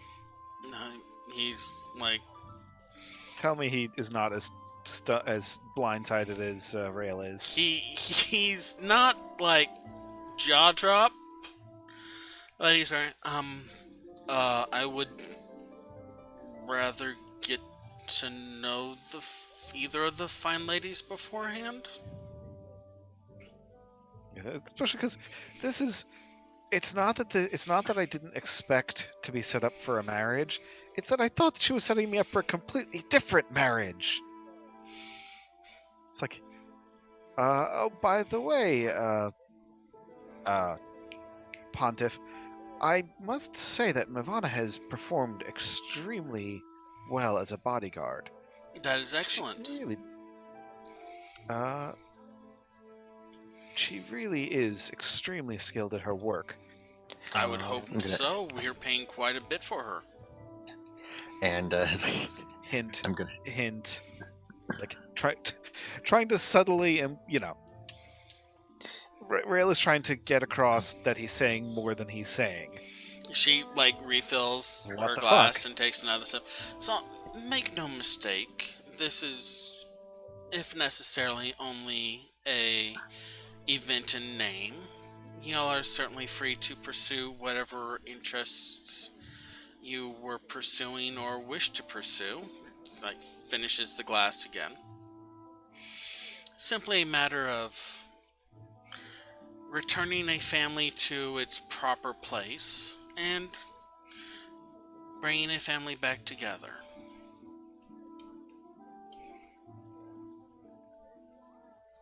Of course. How is Ingrid reacting to this, by the way? She's being very quiet and still. Kind of just watching people. Well, Darnell kind of reaches over and touches Ingrid's shoulders. You do not have to if you do not wish to, my eldest, but this is what we have been waiting for so long. Already had permission to court and become engaged with someone else. I see. Well, I would not ask you to do something that you do not wish to do, even for family. Your sisters we do, of course. will be of age soon, too. It's no worries then. I mean, we do, between the two of us, have a significant portion of a successful investigative agency, which, I mean, seeing the two sides of the family working together on a long-term business project is a binding of its own, isn't it? Seriously settles down. So, the problem is that, while business is business, family is family. Crap, fast talking didn't work. It's almost like she's your mother and used to fast talking from you. Yeah, damn it, there's not going to be anywhere to get her, alone to go, what the fuck, I thought you were setting me up with Mavana. And I was kind of coming around to that idea. if you want, you can basically. I don't know. After maybe 20 minutes, anyone who has not finished their roast, the plate is taken away, and a small cake that has a icing print of the House Corvid emblem, the skull and the raven, on the top is placed in front of each person at the table. Alright. And for a penny and for a pound. I swear to God, if you're going to make Rail into stress eating at this point, you just kind of...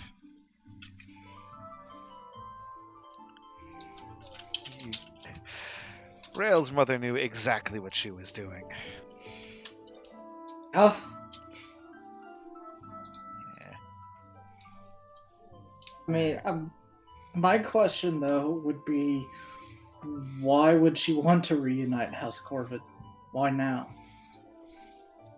As the opportunity presented itself, and it's to her benefit. And the benefit of the house, What of course, way? it always is. Well, a bigger house, first and foremost. Connections with the Golgari. Connections with the Rakdos. Connections with Precinct 6. We didn't invite the Rakdos members, though, to the party. This would be a very different kind of party if we started inviting all of the Rakdos. Especially what Yeah. happened to the local chapter in our area. Wow. Ow. Hardly our fault, is it? You Okay, invite, Meryl? invite the one that was marriageable age, because Cleaver already has a partner, and he's male. Truth. Yeah, I'll spice murmur a message to him that she did not invite my cousin that was male and Rakdos.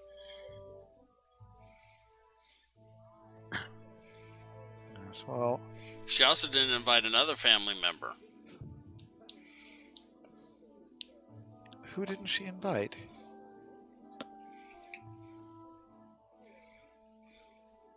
Hold up. I missed who she didn't invite. Well, there's Circe and her husband, then their children. There is Ingrid's father and her aunt and her father's children. Well, she skipped my aunt and uncle and their kids, one of the kids is a Rakdos. And who And the else? other person, I guess she figured she already invited enough girls. Don't know. If she is balancing the group, 2 siblings and a father and a mother, who is she not inviting? As the aunt instead of my mother. There we go. But she's quote unquote dead. So why would they invite her? Quote unquote dead. What does Corin do? Mostly dead. Corin is the merchant. Corin sells merchant ship. Oh, yes. Sells licenses. Well, ain't that a thing? Yeah, Corin sells merchant licenses for much of precinct, the 10th district.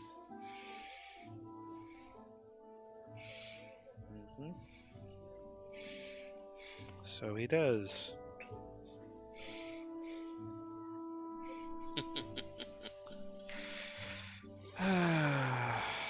And after dessert, Circe smiles and has everyone poured one last drink. It's like, you can head off whenever you wish. Just keep it in mind as an option. If not, it's fine.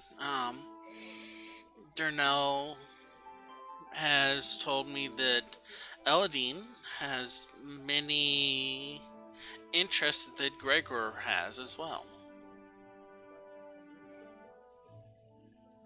Yes, and I'm sure that if Eladine and Gregor hit it off, then we'd be very happy to support them in any possible union, right? Well, keep in mind, Eladine is 14 and Gregor is in his early 20s. Crap. Forgot about that.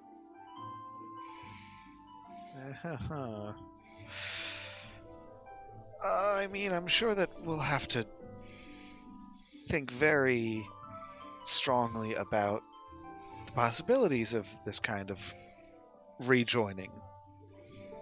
Right, Ingrid? There are lots of thoughtful thoughts. Yes, we'll have to have a good discussion about this. Circe and Corin, at the end of the dinner party, will stand up and they both give Rael a hug, and then they go over and they don't so much as try to hug Ingrid as they just place a hand on her shoulder, and it's like, either way, you're welcome into the family. Before they turn and talk to the others. Cleafra and Adriana make a pretty quick getaway after the dining is over. Gregor kind of almost fades into the background. He's still there, but he's just, it seems easy to gaze over him. Lennar comes over, she says something to Circe, and then stops by Ingrid. It's like, we miss you bound down by the docks, but I'm glad you're doing okay. Before Durnell comes over and gives Ingrid one more tight hug. I've missed you. Your sisters have missed you, but we understand you have to walk your own path. Whatever happens, at least finally our family will be given the due that has been owed to us. Ingrid was nodding until he said the last part, and then she just kind of stopped nodding a little bit, but gave him a hug. And of course, Ira and Illidan swarm at your side. They're careful not to touch any of the mushrooms after the last, but they do in a quick exchange of here's where you can send letters to me, here's where can I send letters to you, are you doing okay, are you seeing anyone, you said you were seeing someone, is he cute, is she cute, is she tall? Super cute. He's this tall and he wears smoky leather, smoky armor that's all metal and plate, and he does all the administrative stuff for a whole Undercity. They both look very wide-eyed at this. They were not actually expecting their older sister to have these experiences.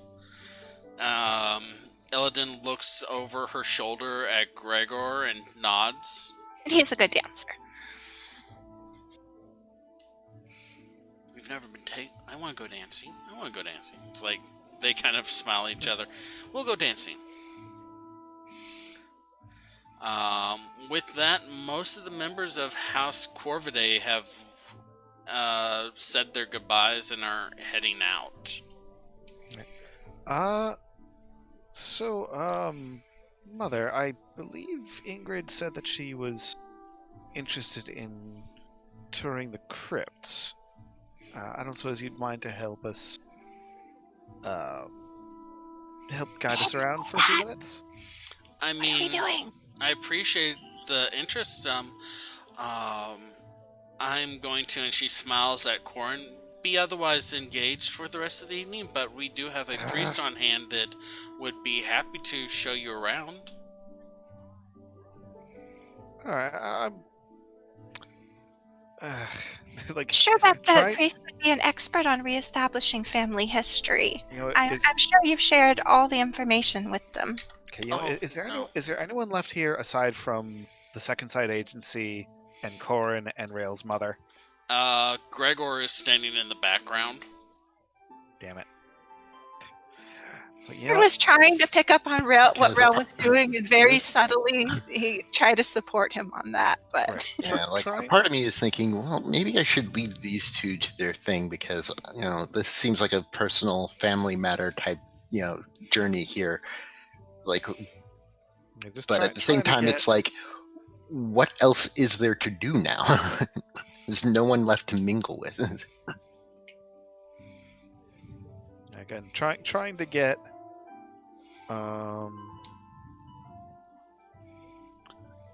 honestly was just trying to get Circe, sorry, somewhere where I could just kind of say, what the hell are you thinking, away from prying eyes. Yeah, I was trying to support that by she kind of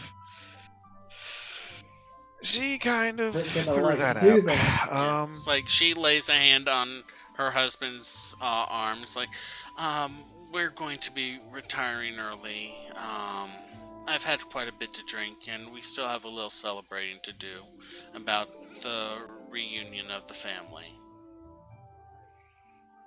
Sure. But I'm certain if you don't want to go with the priest, we could make a appointment for the two of you and, the two of you to tour the crypt at a later time. Oh, no. In fact, I'll go ahead and schedule that. I will. I'm No, we assuming you probably have. should schedule. We have Circe, could I travel have coming just up, actually. Oh, Circe, could I have just one word with you, just over in the corner, just for a moment, mother and son, mhm, please. mhm, mhm. Well, my dear boy, you should know that there's nothing you can say to me that I would not gladly pass along to your father. And she pats I. Corin's arm again. But you know what, Mivana, would you do Mavana is me? not there. Oh, Mivana. Oh, she wasn't in there with us. No, There are only 5 seats. Oh, Yeah. I thought she. Open. Oh. She stayed downstairs. So did Okay. Kay. So I don't have to worry about saying this in front of Mivana. Right. No, the only people in there is the Second Sight Agency, your mother, your father, and your Okay. brother. Pontiff, Circe, mother. I thought you were trying to set me up with Mivana. Well, I mean, if that's what you want to entertain thought- yourself with, that's fine. Entertain. She is very obviously hoping that this becomes more than a bodyguard assignment. And I was starting to think that was not such a terrible idea. Well, you are free to pursue that on your off time if you wish. This Oh, is about houses and family and blood. Not silly things like love. uh, We still all around, or is it real in them? Are y'all clustering Yeah, around you- them? mean, I'm that's keeping a okay. respectable distance. like, if you want to weigh in, we are in the same. like one more drink, or like, hang on. I'm just like taking time to savor it. I think we've already reached maximum awkwardness, so you're not going to make it any worse. I'm part of a different house now, though. My But again, dear, I think we've already reached massive awkwardness. you're Maximum Corvidae. awkwardness. I'm an Omaroma.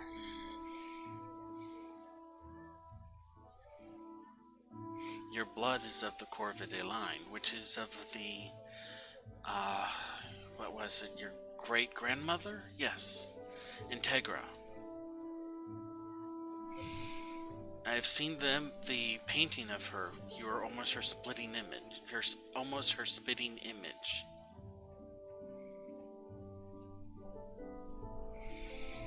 You can claim allegiance, but you cannot deny your blood.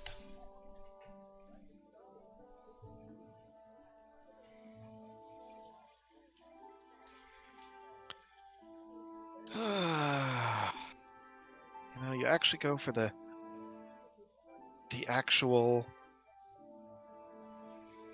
non-subtle, no fooling, just kind of go for it option once, and it still doesn't make anything any clearer.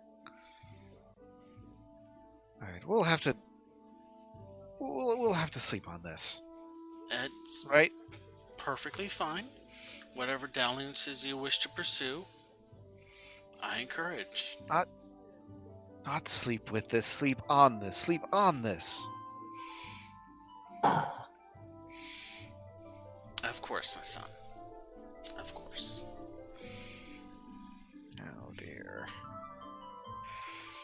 Just think, Rael. Rael Corvid of House Corvid.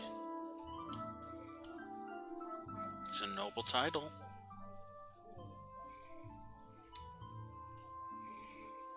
It is. But Ingrid and I have a working relationship. A This would not relationship be of any a sort is a working good relationship. foundation. Oh. And Rose is kind of like looking to Ingrid, going, "Help!" We should probably be going, though. Y'all should go. Preparations for morning travel. Have a safe trip. Let us know when you're back. I will certainly schedule that visit to the crypts. I certainly do love your interest in the more macabre aspects of life. It is, after all, the savory part that makes life worth living. She kind of like gives Corin a squeeze on the hands, like, we'll be going now. And they start heading towards one of the doors at the back that you assume has a stairwell up to a higher level behind it. Oh, Gregor's left, by the way, too. Bye, Gregor. I still don't know how I feel about him rejoining. Sheesh. Well, none of us are dead. That's not terrible. Hey, Are we on our way out? If y'all wanted to be. I think we're Yes, on our please. way It's out. like, yeah, it's like I definitely want to be outside before saying, man, it's like, how many times have I heard these phrases used at gang meetings? And it's like, Or this is mob. about us getting more powerful. Just like, this isn't about, like, this isn't about, what you want. This is about business. I truly enjoyed my time here with you guys. And I was like, remind me to invite you to one of my family reunions. And I was like, Yeesh. Still didn't Time invite to have a anyone when we had a family party reunion. before.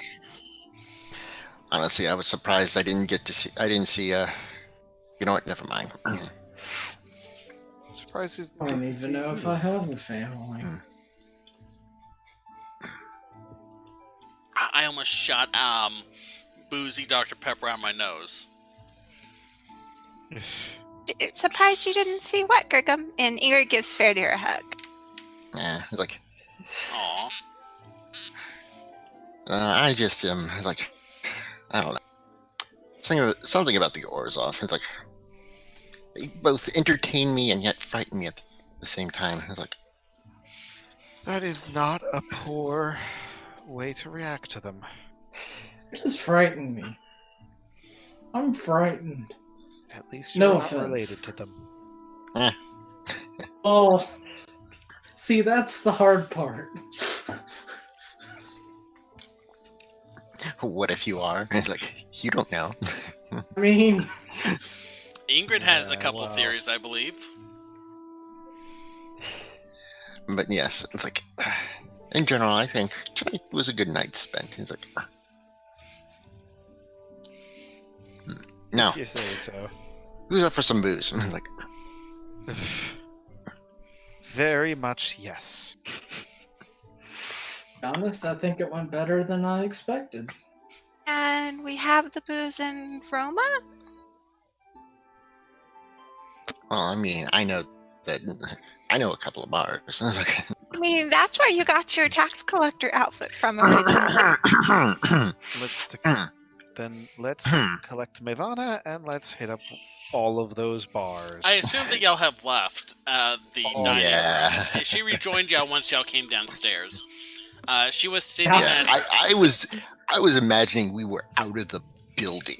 Yeah, So- I assume Yeah, something... pretty much. Like, out of the Orzhov district. So Mevana, I don't suppose you're secretly of Corvidae ancestry and you just haven't told us until now.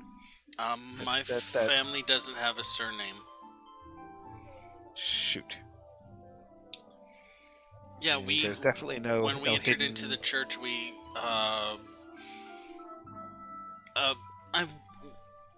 it's a little complicated, but essentially we forswore our surname in service to the church. Well, that certainly is something. Well, shoot, that would have simplified something. But yeah, All right, so Mevana, we end with. Oh, sorry. how do you feel about getting very, very drunk? I don't drink a lot, but okay, if that's what you want, priest. Well, Yeah, in like, that case, here, I'll I'll teach do you a the few drink. tricks. Yeah, I was going to say I'll teach you a few tricks to keep yourself, aware while drunk. Okay, I'll be a learning experience. Right So- now, I don't want to know any of them. So we're going to be ending the stream because we're a little bit over. I'm finishing this off with the assumption that at Ingrid's request, y'all are going to the Undercity city of Roma. Sure. So if Grigum really wants to go to someplace closer, or maybe he has friends he's introducing, then Look, Ingrid why would be fine we with it. bar hop our way over to Roma? Roma is There'll just literally be a a distance in mile. between. Yeah, I was about to say Roma is literally a mile underground. We have the Dromeds. So it's like 20 minutes. I'm just imagining drunken Rail going to Styx. You're my only friend. You're the one who's not trying to screw me over or get me married. Who is he saying this to? Styx. Styx.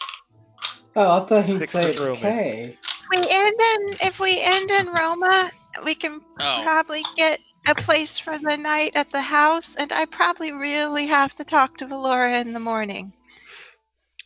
Yeah, no, I mean, we could still, like, sample a few things up top and then take a thing down and then go for Roma. Oh, that reminds me, you had an Undercity guy visit you a few months ago, like a month ago, right? Oh, yeah, I made an investment in Like a wine. week ago. Oh. Is your, To pay like, off? Yeah. Ingrid, make a history roll for me. okay. 17. To the best of your knowledge, there is no portion of the Undercity that would be suitable for growing anything resembling grapes. I don't know anywhere you could grow grapes down there. Maybe spell assisted or druids or sunshine or enchantments, but like, I think it was mushroom based. our mushroom based wines, we had some in Farkeep, I know for sure. And I believe Roma has a few, but so yours was what kind? Do I even remember? It's like, Make a history check.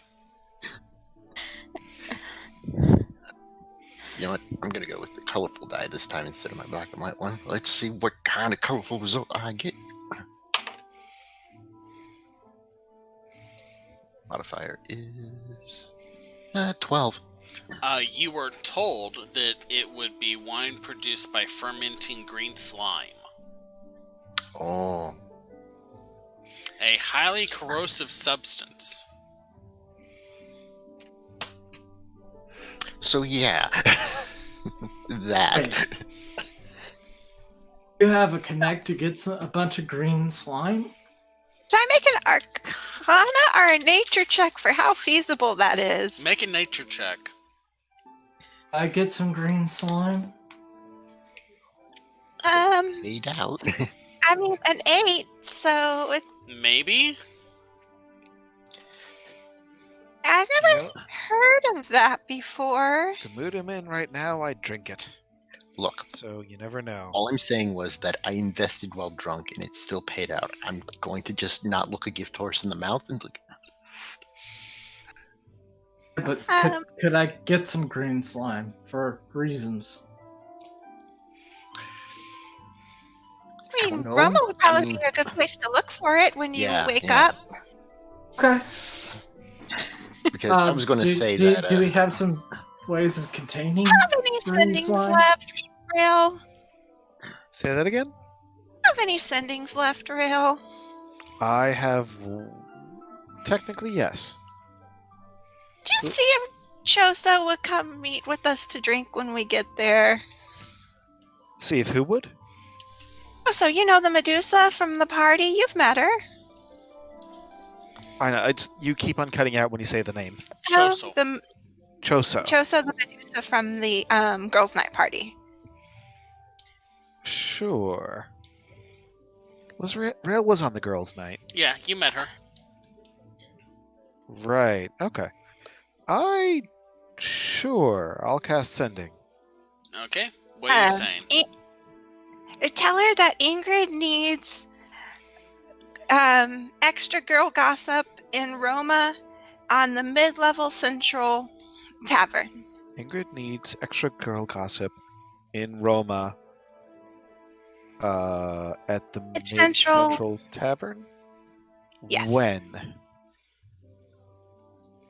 When do we want to 11 ask her to meet? At 11 p.m. That should be way under 25 words.